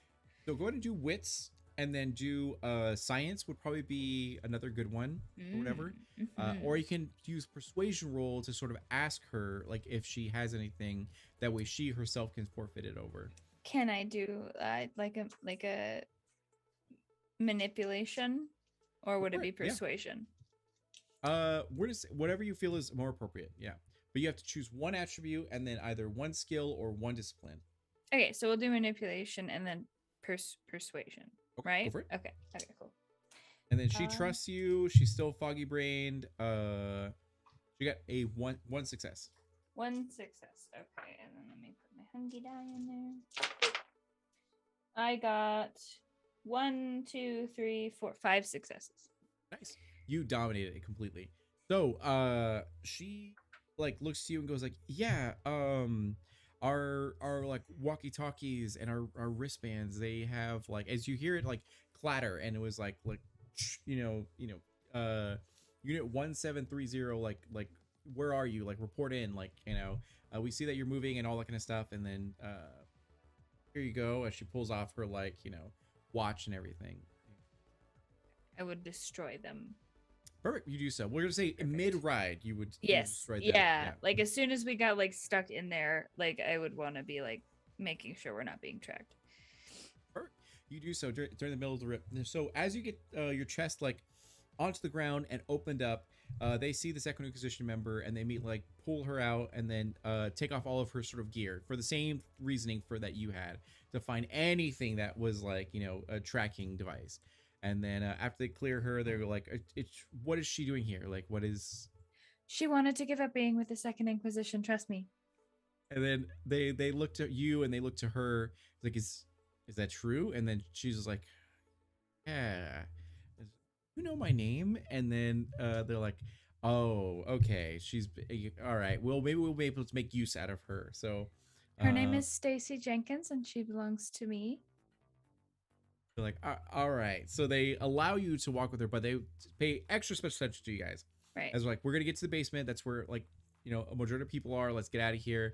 As there's ghouls like in like the front that are kind of like attending to everything, have their blinders down and all that kind of stuff. Says you guys are all together now, along with about 12 other people, as they're all frightened and afraid and injured and everything. As Aaron walks out and you see like a gnarly sort of like wound that's like slowly healing, but not anything super fast.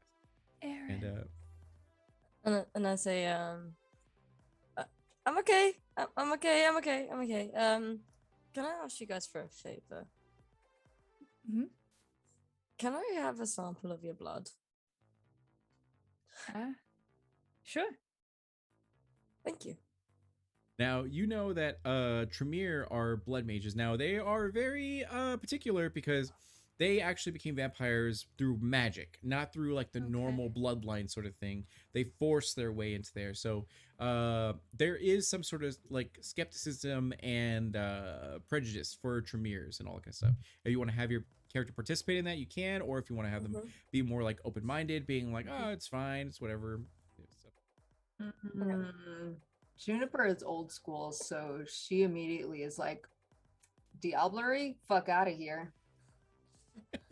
It's nothing like that. It's nothing like that. I am more going towards the biological part of my research rather than the magic side.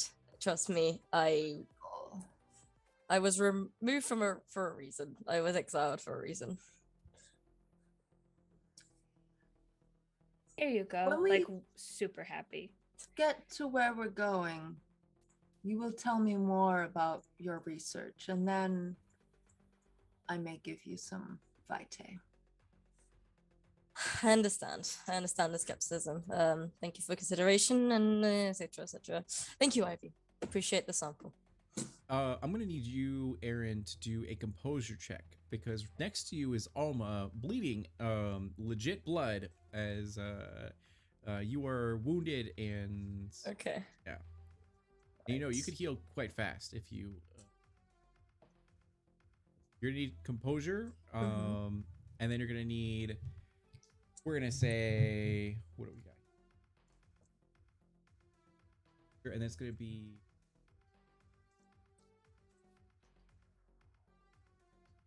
Etiquette. We're gonna say. Etiquette. Okay. Awesome. That's good. Yep. And then there's one of them. Is one of them my like other dice? Hunger die. Yep. Yeah. Okay. That is 5. Okay. And Juniper, you can definitely tell that she's not the only Kindred that's kind of like eyeing Alma as there's like a few others that are looking up who have been wounded and who have like, yeah. Is there anything else I can do besides using my medicine to?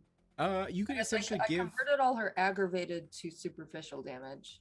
But can I Right. do Yeah. anything So. to heal superficial damage. I would say you can give her some of your blood, to be able to heal her faster and everything. But that pretty other than like naturally letting them heal and everything. But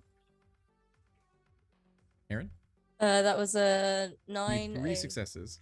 Okay, I got a 10, 9, and a 7, and then I got a 5 on the hunger dice. Okay, perfect. So you were able to succeed. So you're able to keep yourself together. Now your fangs are out. You're eyeing like that like shoulder wound that's been patched up and everything. And Alma looks strong and is like kind of brushing it off. And she doesn't seem fearful or anything by the vampires that are kind of like looking at her and all that because she trusts in Juniper. And and who actually she checks in on it and says, Miss Franklin, are you okay? Like, is everything all right? Yes. Yes, darling, let's get you patched up a bit. I don't trust these ruffians. And I will pull her into a more secluded area of our shelter and feed her um, from my arm. Okay. So you guys get down to this like basement area that it should have been like a storage sort of area, but it's been outfitted to be a lot more than that. As you see, there's various monitors and there's various people that are there around there, all have like military sort of gear, and a table that's surrounded by different members that all eye you as you guys all come sort of down, and one of which seems to stand like physically he's about like 6 foot, not the tallest in the room, but like emotionally his sort of like confidence, his swagger makes it seem like he's larger than he actually is. But he like sort of steps forward and goes, how did it go? Were we able to save any? And then another person is just like, we got 15 out of them. And then he's like, damn, there was like plus 50 in there, and there's something going wrong here, as he's like pacing back and forth. And there are spaces where you can go to like a corner of the room and you do feed Alma the blood, and she's like, are you sure? As then she just like takes it as and you see her wound like heal immediately. Though the bandages have blood on it, she no longer is exuding any.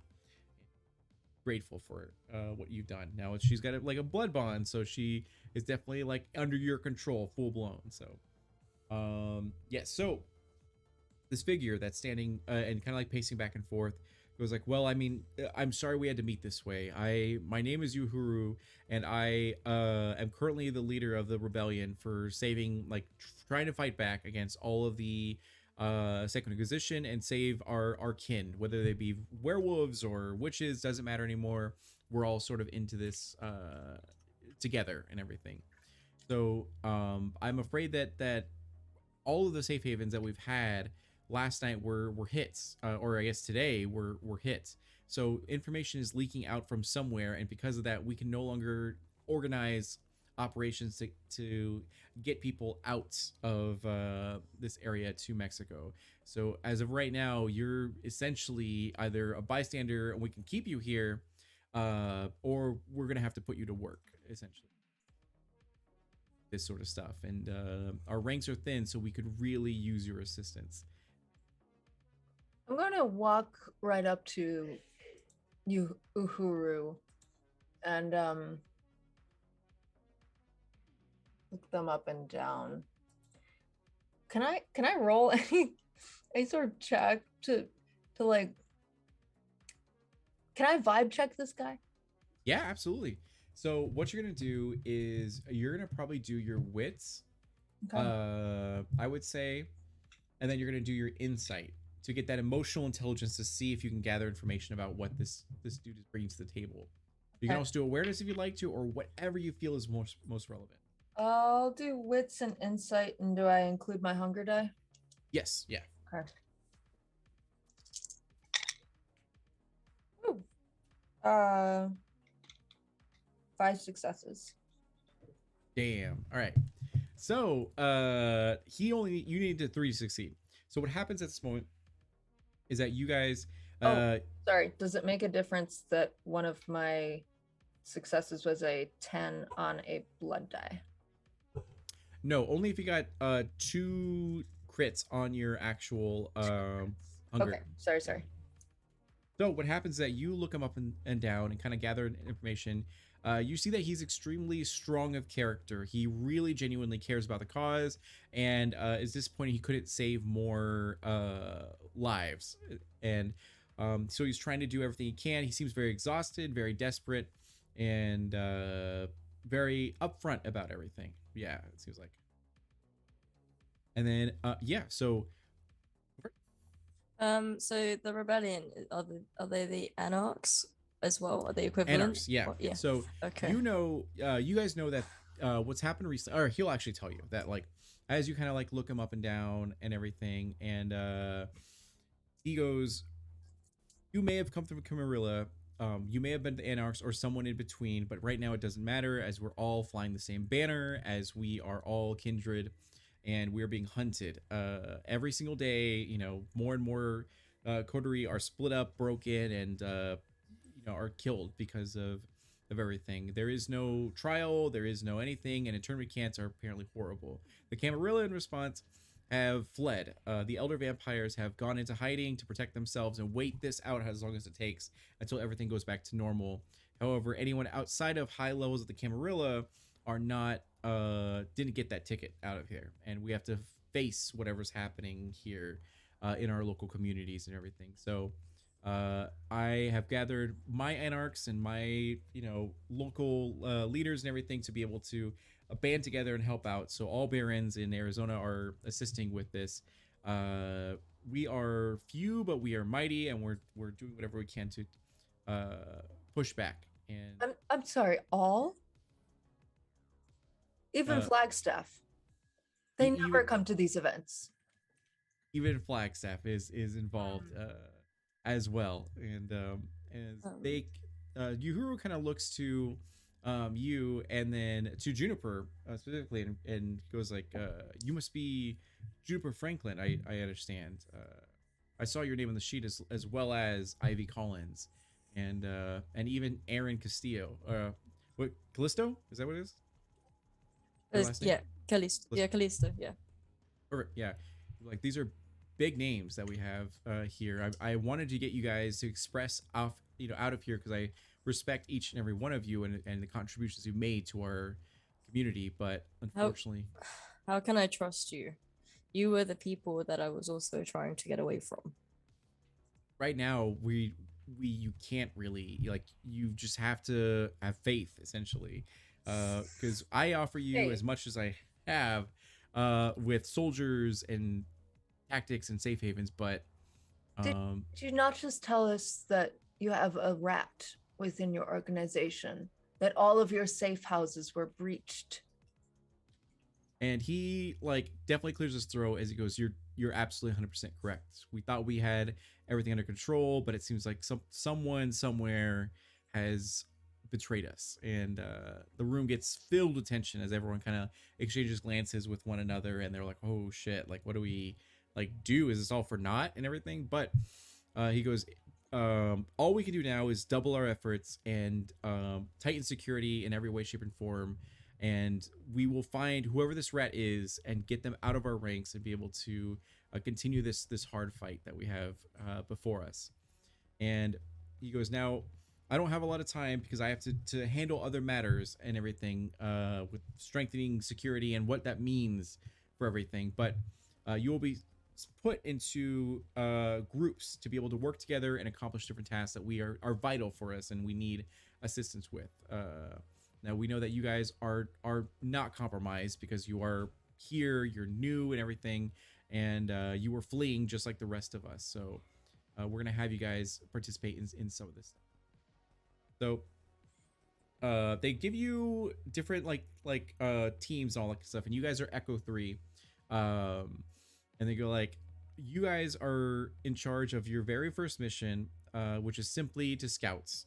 You have the whole day to rest, to recover, and everything that you need to. There are blood bags and different people that you can feed on if needed that have volunteered to be able to help our sort of cause. But tonight, what you're gonna have to do is you're gonna have to scope out a certain area. There is the Scottsdale Fashion Square. And we've gotten reports that around that certain area there is a group of Second Inquisition that are kind of lingering around there, and they it seems to be high profile and very important. So we're not Everything in Scottsdale is so high profile. Let me tell you, I tried to get shop space there once, and this was before the .com boom. They wanted to charge me $2,000 for this tiny little closet of a space. I'm sorry, were you giving us a job? Oh, you're fine. We appreciate the story, Miss Franklin, as he pays you a lot of respect. And he goes, you will simply observe. You will not have to interact with in any way, shape, or form. You will be given the tools to be able to do this, so you're not up front, and you just have to report back and radio in about what's going on. and that's it. Only for a couple hours. And there's just a gap in our patrols, and we need you guys to fill that. You were already given sort of weapons, so if you need anything else, you're also Ghoul can come as well to assist, and you guys will be Echo 3 essentially. And yeah, so do you have any questions before? Could we get a double, please? Animal style, protein only. And at that moment, you see one of the Thin Bloods come down the stairs with a bunch of like in and out, and they're like, "All right, we got a fuel for the cause." And That then sounds so good though. it does, it honestly does. And then Sometimes I just watch Jealousy. her eat.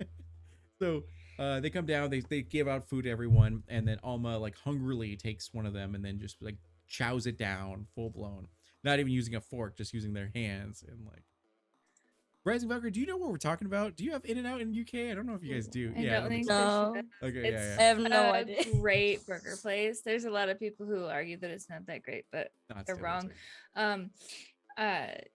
Ivy would also like to sort of hand over Stacy to Uhuru, and then say she wanted to she was confused about why she was doing what she was doing for the SI, and she seemed convertible. She currently doesn't really remember what's happening, thanks to Juniper. But we may be able to get some information from her and potentially convert her. So he's like snaps his finger a little bit and then calls over one of his like higher ups, it seems like, at the actual table, who seems now, Aaron, you know who this is. This is Laura, and you and Laura go way back. But she's also a Tremere that's very like specialized in blood magic. Doesn't really like technology that much, but fully like leaned into blood magic. And she comes over, and you see that she has an Anarch sort of tattoo on her sort of chest that's exposed and everything. And he goes like, we're gonna go ahead and have her like ran through various tests, kind of prior to her mind, to understand if she, because we don't want sleeper agents here. We don't want anything that could be a threat. After she's been vetted and we feel that she can serve you as a ghoul or what have you, then you know that can be something we talk about. For now, we're gonna go ahead and work on her. Stacey, Oh yes, please keep her. and Stacy is like kind of like, you know, recovering now. She's like, where am I? And they're like, and Laura's just like, this way, dear. Hi Aaron. And it's like, Hi Laura. Would she have been one of the people that had trying to use my research in any way, or was she?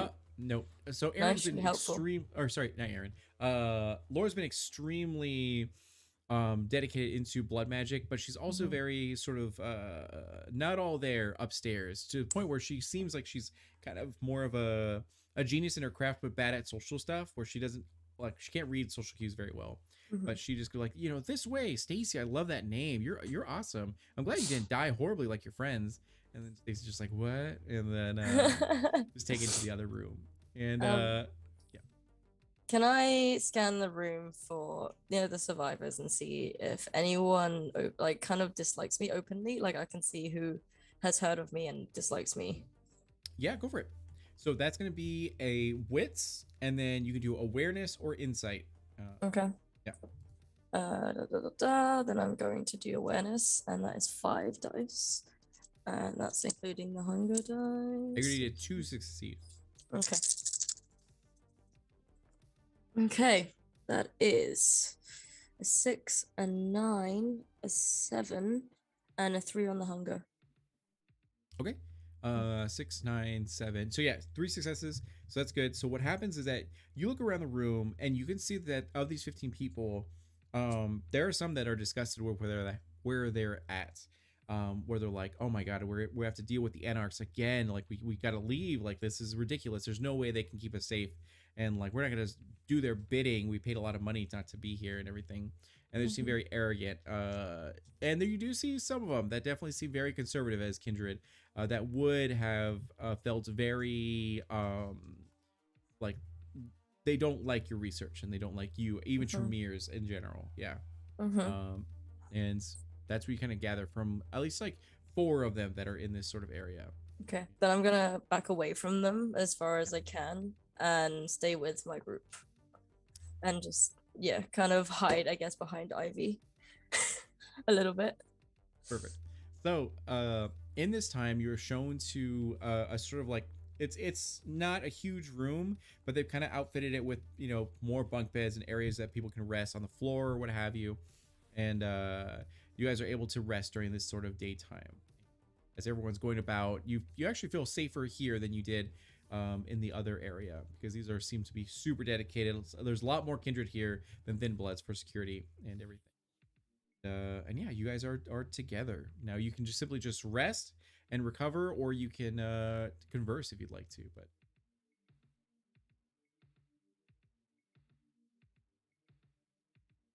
I'm probably just gonna rest after a long and stressful day. I am gonna fret over Aaron's face a little bit.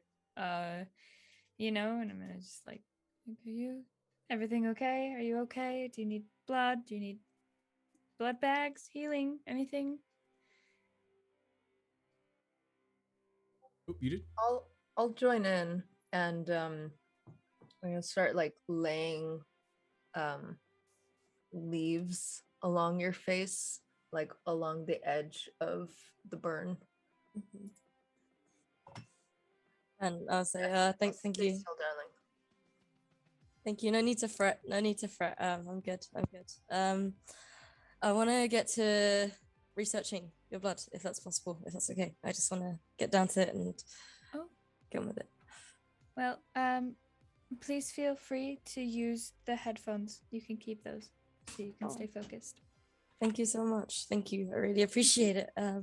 Thank you. And then I'll just turn around and like basically face the wall, but with like my stuff laid out again, and just trying to, I guess, experiment with it with what I have.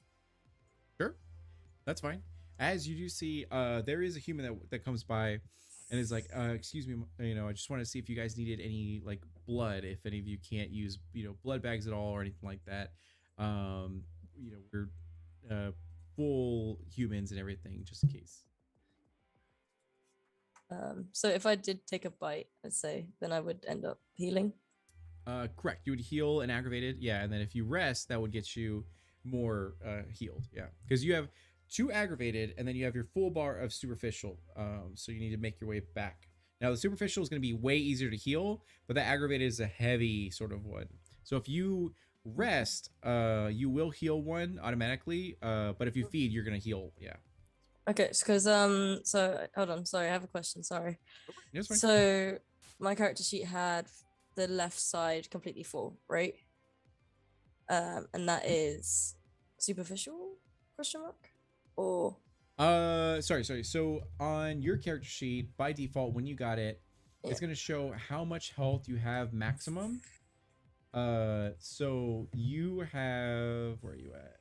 Or Aaron. So you have 5 health points. Mhm. So 2 of those are aggravated. Yeah, so and I think you healed 1 of them by rousing your blood. Yeah. So you only have 1 left for it that you need to heal, and then a whole like 5 of superficial. But superficial is really easy to heal. Yeah. Okay, so I going to take up their offer and feed, I guess, to recover that aggravated. When you seem interested, she will like lean over and then offer you her body essentially to do neck or arm, whatever you'd like to. Something less invasive, I guess. Just to And make sure to check your feeding type. What is your okay? Because you are Osiris. So Yeah. Osiris, I think you'll be fine because Osiris is kind of like a cult. So you should be good. Yeah. I think you're gonna be fine. So you feed on her. You remove that aggravated damage, and if you had more than 1 hunger, you're gonna go back to just 1 hunger, and yeah, and then she like looks over to the rest of you, being like, "Is any of you like hungry at all?" Maybe if you take a nap later, darling, I might stop by, if that's all right with you.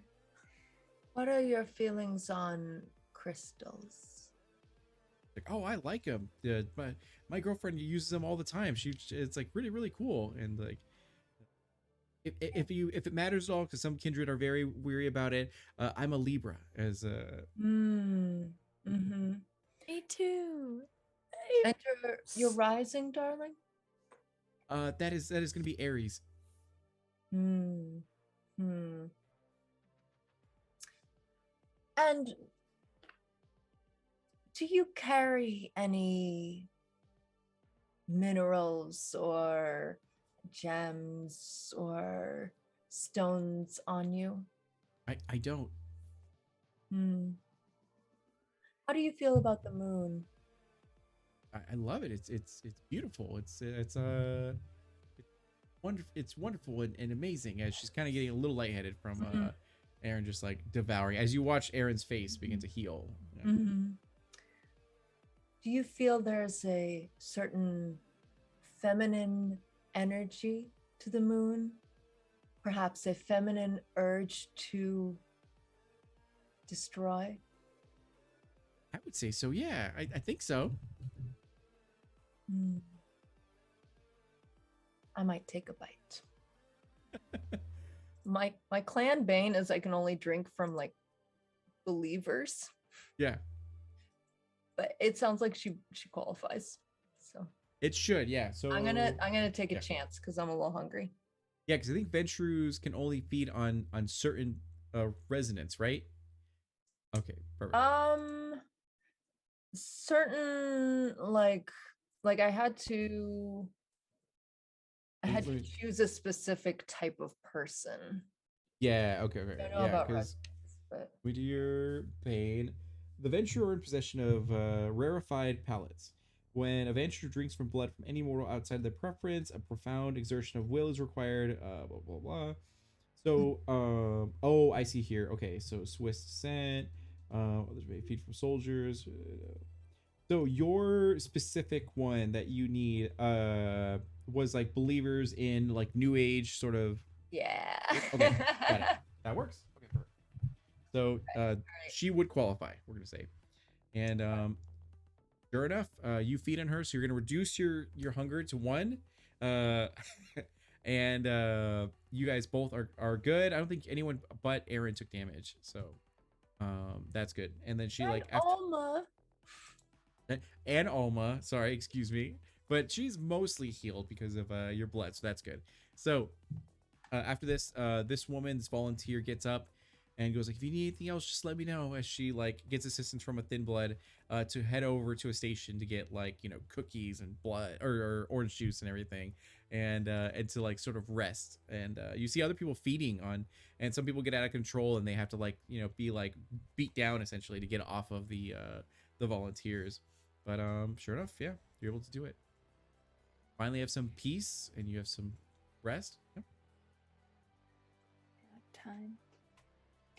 Can I only feed from sleeping people if my predator type is Sandman or Consensual. So you cannot okay. feed on people who are non-consenting. Yeah. Okay, that's fine. Because the Sandman was like, you prefer it's like you feed from sleeping people, and I was like, that's gonna be Just take a nap hard. really quick. Can you Yeah. just like close your eyes? Sleep, sleep. Okay, perfect. I'm not that hungry, so I'm just gonna sleep. Okay. Perfect. So you guys rest now. For Aaron, you're gonna heal for 3 superficial. So you were at 5 superficial, and now you're at only 2 superficial. You have to probably mark that on your like a physical paper or something like that. That way, um, yeah, you can keep track of everything. So you have like slight burn marks on your face, but your flesh is like mostly come back. And after that, you wake up, they give you some sort of protective gear, to be like, this is more like low profile. You wear it underneath your sort of clothes as you go to the mall, that way you won't stand out or anything. And yeah, so if you need anything, here's a walkie talkie. We're gonna have like a van just outside in the parking lot, ready to help out if anything goes wrong. But all you're gonna do is simply like walk around, observe a certain area. It's like a maintenance area in the mall, where they've seen a lot of people who apparently work for the Second Inquisition go to. We vetted Stacy. She seems legit, where she's just terrified. Took this job to pay off some student loans. Didn't realize it was a whole big operation. and now she's one of us, feeding us some information that we desperately needed and everything. So she won't be participating in this mission, but she may be able to participate in the future for stuff. So, Of course. is there any questions before we get you guys in the van to head out to this mission? Perfect. As they outfit Alma, and Alma like any equipment that's like sort of given to you, she'll take it unless you say otherwise. As she'll like have your handgun ready, and she has like whatever you need. Yeah, and you do have a couple blood bags in this actual van as well. So sure enough, you make your way to the streets. You head over. You see a bunch of helicopters that are going around. You hear the sounds of gunshots and see like various like a raid happening to a different building.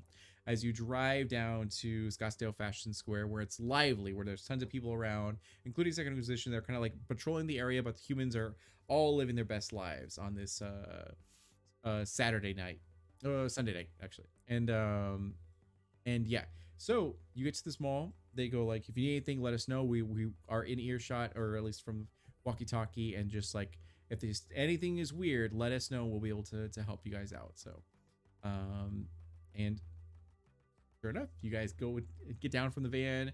You head into the mall. No one's a wiser, as you immediately see Second Inquisition members, but they simply just like pay you no mind as they're looking for. You're in this Are mall. there So, any shops in this mall that like reek of incense? yeah, I would say so. There's a couple new age shops that and yeah, you can see one immediately. Very tempted to go in and start recruiting, but I'll, Like I'll pull give out a your credit look card. to Yeah. the good doctors and see what their demeanor is. I appear outwardly calm, but I am I'm scouting around for like potential recruitment areas for the Second Inquisition, or like Second Inquisition members who seem like they're following individuals, like that kind of thing. Like I want to any sort of activity. And also I'm in a disguise. I have glasses on, so No one, yeah, knows no you at one all. can recognize You like stand next to me. your like Ivy Collins, therapist, and like and no one can see you. Yeah. Just because they're undead doesn't mean they don't have feelings. Yeah, right? There you go. Yeah. Perfect. And I'll probably be I'd move my hair to cover the burn marks that I'd Yeah. had, just to make sure that It it's looks not like a seen. sunburn. Yeah, that's about Yeah. it. Yeah. Okay, so I'll cover it up. And I will, I don't know. I turn to the other three and I'll say, I don't really know of much use I'll be to this operation. You're always useful, Aaron. Don't get down on yourself about that. Well, we're just supposed to observe, right?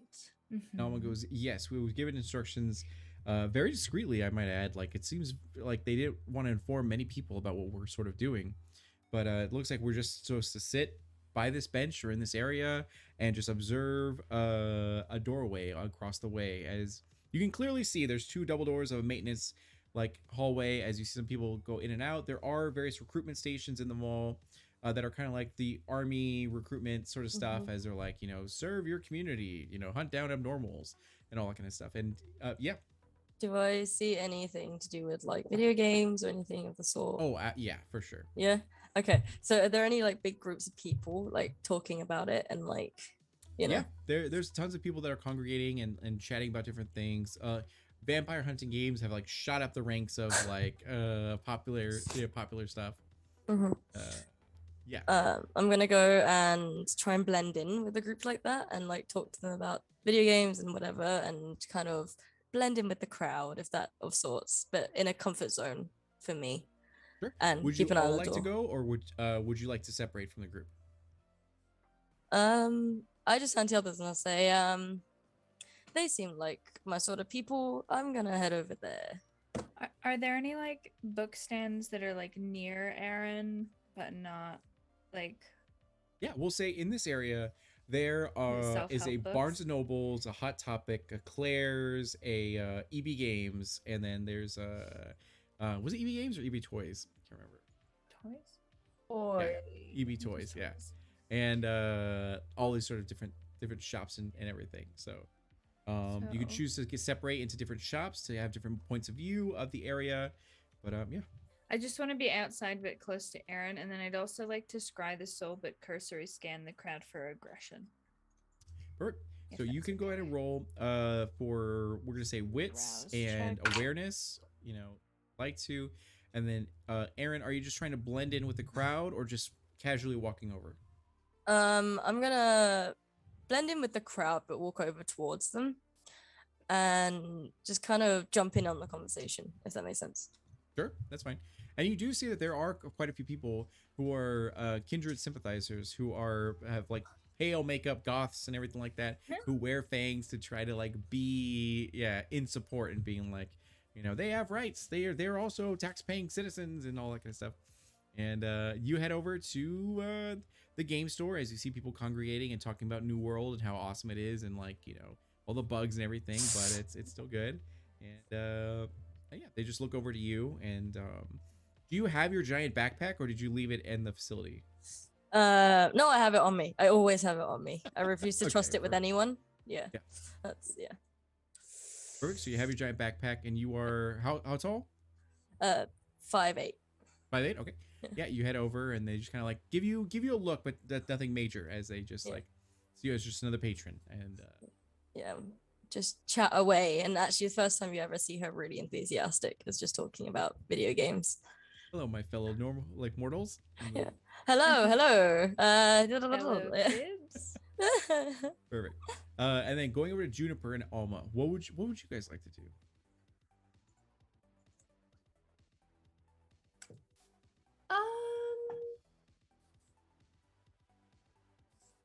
Is there like a pretzel shop? Oh, for sure. Yeah. I'll rummage in my purse for coupons.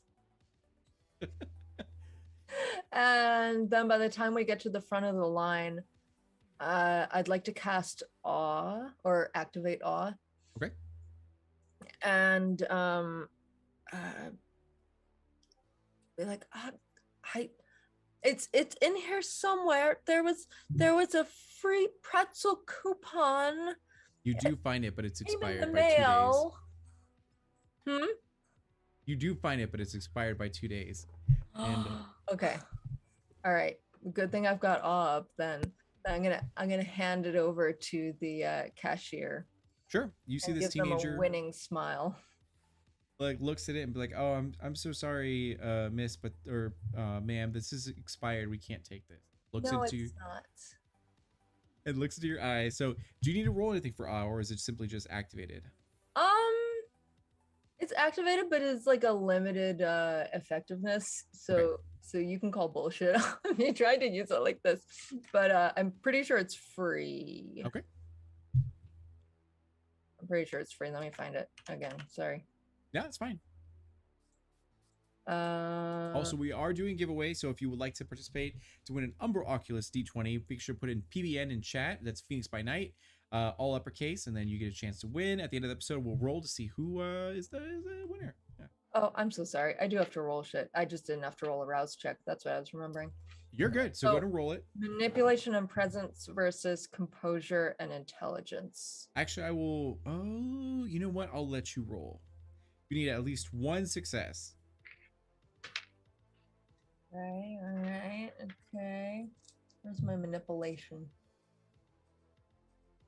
Where are you? This should be middle column. Yeah. Oh, I was looking at skills. My bad. Thank you. Yeah. Oh, and I only have one hunger now. Okay. 5 successes. Yeah, you dominate. Yeah. So you look and be like, no, it's fine. You know, actually, I'll let you own the scene. What do you say? Is there like, oh no, sorry, this is expired?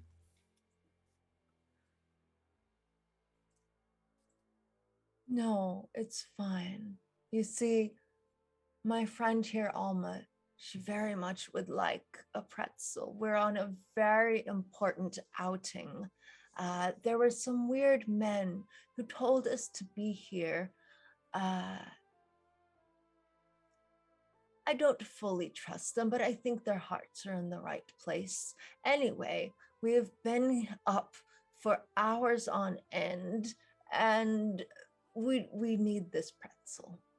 Small line is forming behind you. A small line is forming behind you as you say this, and they're like, "Okay, what would you like?" As Alma leans over and is like, "I'll take pretzel, like hot dog bites. That's jalapeno sauce, and like, just gives a full order, and then they get it ready for you, and then they go like, weird guys. Is it that weird guy that like has the lab coat that has a briefcase all the time? He always comes by our station. Like he always gives you the weirdest looks as he like gives you your order and waits for payment. I hand over the coupon. Yeah, so he takes it and then like goes like, thank you, and then Where does this man go? goes, I oh, think he he goes like he always comes from this entrance. He always comes from that entrance. He comes here to get like his order, never changes, and then he goes through those double doors over there, and he's for a long time, and then afterwards he comes back out, and then comes back to get another helping of pretzels. Weirdest dude ever. You can't miss him. Has he been by recently? He has not come by yet. He should be here probably in about 5 minutes. Lovely. Have a good day. And then Lean forward and pinch his cheek. perfect. Ah, And then- yes, the flush of life. Keep that while you can. Thank you. As you head over and almost like devouring this stuff. That's her favorite. It's like food is like bad pretzels and not bad pretzels, but like yeah. So we're just gonna chill on the bench then in front of the doorway. That's good. There's massage chairs and everything. That's yeah. Yeah, massage time. Yep, it's like perfect. And then going over to Ivy, where are you at a bookstore, right? Yeah, so I just want to be like a book stand like outside of the Barnes and Noble, like where they have little displays. And I'm just like leafing through a book. I only got one success, but it was a critical success on my scrying check. Okay. Uh, So for scrying, for your rouse, did you roll a rouse check yet? I did, and it was a Okay. success. That's good. Okay, perfect. And then yeah, out of my 1, 2, 3, 4, 5, 6 dice, I rolled one success. So I think it's up to you. I'm just cursory scanning the crowd for aggression, so I wouldn't get anything outside of that. Like, Sure. if You do see there's I- mild aggression coming from just like various married couples going through like their just like normal day and shopping and all that, the whole conflict and everything.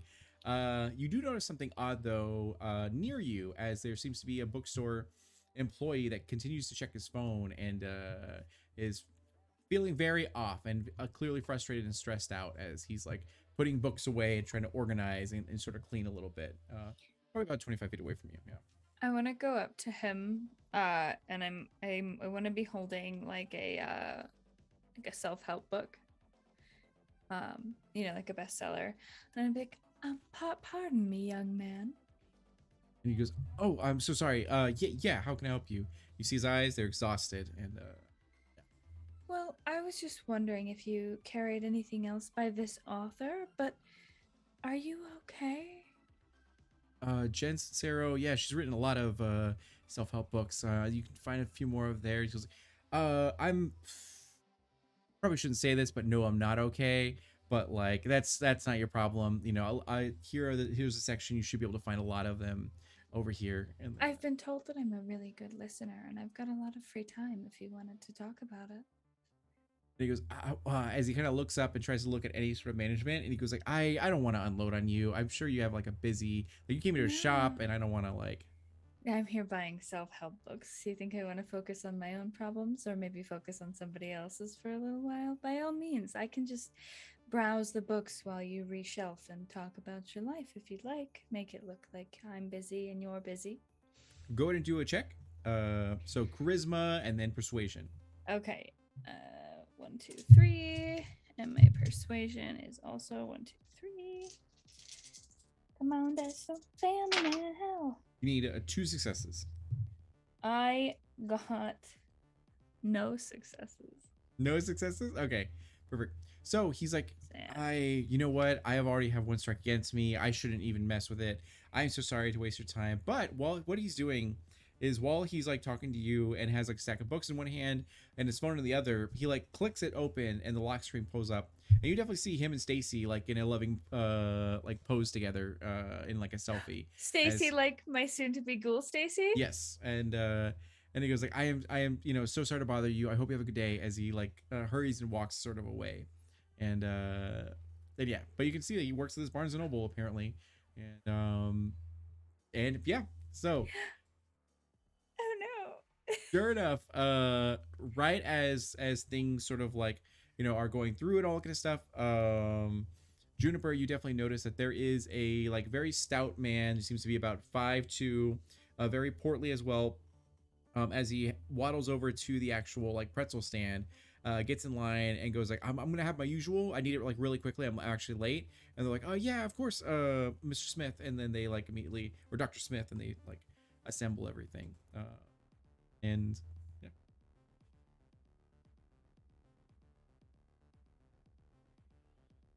And Aaron, you can see Juniper mouthing something to Alma, but you can't quite understand. I'm going to take my walkie-talkie, my 0 points in technology. And I'm going to press a button. Perfect. I don't know which one it is. Should I roll? We're gonna say that Alma's right next to you getting a massage and notices like the man and like, oh, here, let me see that. I can do that for you, Miss Franklin. And as you hand it over, and Alma like will take it and then it'll click it, and then all of you guys in your earpiece can hear it chime on, and Alma goes like, we have like a suspect sort of Oh, like. darling, let me talk. Oh. Hello, everyone. Yes, the person that you are looking for, we have found them. Remember, it was us, the good doctors, Ivy and Aaron, and also Lady Juniper. We will take our reward in cash or personal check. Again, cash or personal check only. Thank you very much. We do not accept cryptocurrency at this time. As you're talking like quite loud into this like walkie-talkie and everything, and then you hear them chime back, being like, stay off the radio, just like be casual, be cool. And then it like clicks off, and Excuse me, I am always cool. perfect. So go ahead and do a composure and etiquette roll. And this portly man, now you can hear the sound of Juniper's voice from the massage chairs, as Aaron, you've already started getting everyone talking about like Valorant and how much you want them to play it and how good like it is and all that kind of stuff. And yeah, you notice this. Same with Ivy as well. You guys both notice. Yeah, no Batcoin, no Dogecoin. What about dollar bucks? $1? Yeah, there you go. Yeah, $1. Except dollar bucks. So I'm gonna put my book down, and I'm gonna be like kind of after the young man. I'm gonna be like, well, I hope that you find whatever it is you need, and be comforted, and that everyone you care about is probably alive and okay. And then I'm just gonna like put my book down, and I'm He's gonna like, like "What?" book And it then- out the door. He's like, what? And then someone calls his name. He's like, Philip, you gotta come over here. He's like, oh, okay, right away. And sure enough, you exit the bookstore, can see Juniper like yell whispering into this like walkie-talkie. And then go ahead and Juniper, what was your roll? 3 successes. All right, perfect. That's exactly what you needed. So you're able to maintain it as people around you are kind of like looking at you like kind of weird. But everyone else is like just minds their own business and everything. So Do I recognize him in any way? you do recognize him. Yeah. So in your time at the university, he was one of your professors. Very conservative, very like not really a cool guy. Didn't like your progressive thinking when you were mortal and everything like that. But Yeah, so you could totally see him being second position, like sort of Okay. scientist. Yeah. Okay, so I know him, for example. Okay, personally. Correct. Yeah. Which is a good Okay. thing and a bad thing, because if he Yeah. spots you, he would like notice, you or whatever. But he may not know that you have transitioned to a kindred, Yeah. and So he and wouldn't know that though, because I disappeared. correct. Yeah. Yeah. So he grabs his bag of pretzels and lemonade and begins to head over to the double doors and walk. So Can I intercept him as he's walking over? sure. So you see that Aaron like breaks protocol and walks over to the scientist, and like as you walk over, are you trying to be stealthy or are you trying to just be casual? No, I'm gonna walk over and casual and say, well, do I know his name? Like his full name? Yeah. Okay. We're gonna say it's Lawrence. Lawrence. Lawrence Okay. Beckett. Yeah. Okay. Um, would I have called him by his name then, as a professor, or just called him Professor? Mr. Beckett. Yeah. Professor Okay. Beckett. Oh, Professor! It's been so long since I've last seen you. And I'll just walk over and like blatantly walk over to him. And he will look at you with surprise as he kind of like chokes on his pretzel a little bit, and goes like, Callisto, right? Aaron, yeah, you went to the like university a 10 years ago, right? Yeah, it's been a very, very long time. It's been about a decade, I think.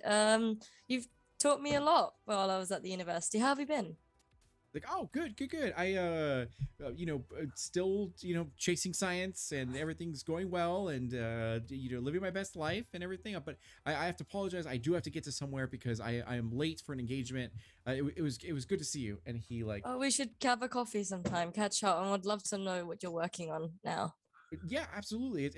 You wouldn't believe it if I told you. As he like heads over to the sort of back room and everything. So, would you guys, anyone else, like to do anything while you guys are sort of waiting? Oh, can I also have had the comms open the entire time I was having that conversation? Sure, yeah. So you like Mm. click open your walkie-talkie and everything like that, and the voice comes through, and you kind of like hear it all sort of come through, and they're like, "Don't engage with him, just like watch. That's all you guys got to do." And they kind of chime into you and everything. Can I try and sense his aura again? I wanna scry his soul specifically. Sure, go for it. I failed my my rouse check. So what does that mean? So that means you get one more hunger. So you using this power makes you hungrier. Yeah. Oh, okay. So that means I add a hunger die to my thing. Okay. Yes. So now you have So two I hunger have instead of just 2. one. Okay, and then it's intelligence, aspects, math. So that's 1, 2, 3, and 1, 2, 3. Okay. Let me kick my normal dice out of there. So 1, 2, 3, 4. I got 4 successes. Horses. Perfect. So you're heading over, and what are the questions that you want to know? I want to know the emotional state, and what kind is of panicked as he's like late to this sort of meeting, and but slightly happy that he got to see Aaron. Is his current emotional state. what is diablerie? Diablerie means like when you I'm sorry, my No, you're good. Googly. I believe that's a vampire drinking vitae. So another Oh, okay. taboo. Yeah. Okay. Yeah. So basically, I can know the emotional state of the subject, whether the subject has committed diablerie in the last year, or a critical win allows the discovery of something unexpected as determined by the storyteller. But I don't think I critically won. I will let you have that because you needed like 2 and you got double that Okay. essentially. So in this situation, what happens is that you kind of like scry the soul and realize that he's like waiting for a certain person, and you kind of get some auras that are kind of sort of around. So you get an aura from that lingers from Aaron that's kind of like a pinkish sort of thing that he like really enjoyed sort of talking to her and like, but wish you could talk to her more. And then you see him like look over to someone else who seems to be more of a hoodie and a baseball cap and everything that's kind of wandering over as well. And as he sees a pink aura around them as well. And as that person, the moment that he approaches, that person also approaches and begins to walk over. And as they sort of like see each other and then exchange a few words and then begin to like enter in through the sort of double doors. Where as they do, you see some Second Inquisition members that are actually like standing sort of guard there. As the doors are sort of closing, you definitely can see through those double doors that the person kind of like lets down their guard, takes off their hoodie and everything, and it's actually one of the kindred that were actually in the facility that was with you guys, yeah, down there. So Was it um, Jake? no, he died. He Oh, died horribly. dang. That's right. I forgot he died horribly. Okay, So- I would like to note his face Yep. so that I can bring it back to the information. Perfect. Would you like to chime in on the sort of walkie-talkie at all? Yeah, I think I would just sort of like, are they like big fat walkie-talkies? Like, They're more subtle. Yeah. They're Okay. more- yeah. So I'd like pretend like it's a cell phone.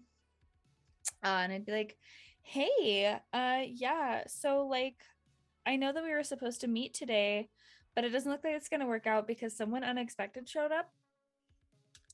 You know, somebody who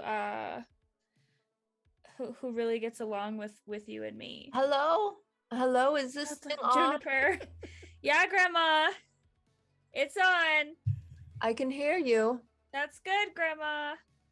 Did you Almost see like- that person? Shh, Grandma. I It's think that was okay. Kindred. Mm-hmm. So, Is this a group call? Hold on. Did I get patched in? oh Yeah, god. yeah. Okay. Hey, I Seth. hey. God, you're all here. I think we should go home. And Did know, you see that, Kindred? What an Grandma. Grandma? So what happens is that you hear the sound of a fire alarm getting pulled as people are like, oh man, and then begin to like filter out and everything. Near quick. Okay, so near Aaron, you hear the sound of a very deep voice being like, you're not supposed to be here, as it like slightly appears in its Nosferatu that definitely does not serve the Anarchs or anything like that, and has a gun to your actual back and everything. Oh, okay. Nice. Nice. Yeah. Nice. I'm so sorry, Rising Yes. Valkyrie. I feel like every time I play, I like. It's okay. It's fine. It's okay. I'm gonna cry now. Yeah, right. There you go. So, we're gonna go ahead and end this right here. So that ends our like first episode and all that kind of stuff. That way we can continue this next time because it is 8:12 p.m. So you guys are in the situation. There's a lot of Second Inquisition around that aren't actively looking for you, but you've noticed that there's a Nosferatu that's like here, not serving you, and has caught you guys essentially in the situation. Ooh, yeah. As well as a traitor in the ranks that just walked through those doors. So let's go ahead and have you guys tell us who you are, where you can be found, and all that sort of stuff. So starting off with Pond Plays, tell us about where they can find you. Hello, I'm Pond. I'm Pond Plays on social media, Pond Plays Games on Instagram. You can find me Monday nights over on Fateful Encounters at 7 p.m. Yeehaw time, where I'm playing Dungeons and Dragons. You can find me on Friday nights over at Quest Vault at 6 p.m. Pacific time. 6:30 Pacific normally. I think math is hard. Where I'm also playing Dungeons and Dragons, and then I'm gonna be here on this lovely channel every other Saturday playing Vampire the Masquerade, where I play Ivy. I am a therapist. Tell me about your feelings. So good. Then going over to Guilty Cosplay, Arizona Homie. Yeah. Hello, y'all. Thank you so much for watching. I have been and continue to be guilty. You can find me everywhere on the internet at Guilty Cosplay. I stream games on Monday and Friday nights. And you can find all of the information on those on my Twitter. So good. And then going over to Rising Valkyrie, who is a trooper because it is what, like 3 a.m. in the UK. Yeah, it is. But it's okay. It's okay. I don't sleep anyway. I'm a vampire, right? Oh, No. there you go. Yeah, I am Jess. You can find me at Rising Valkyrie on Instagram and at Rising Valkyrie J on Twitter. But there's many, many tumbleweeds, so good luck if you do check that out.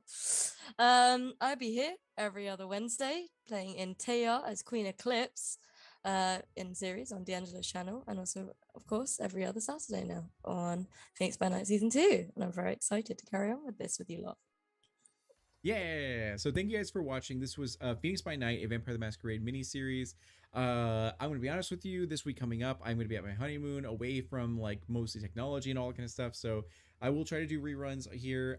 Thank you guys for following. Make sure to check out the Discord. And we need to see who won the giveaway as well. Thankfully, I remembered before we all left. So roll it. And the winner is TV Man. 3-2. Congrats, TV So, man. yeah. If you can, Congratulations.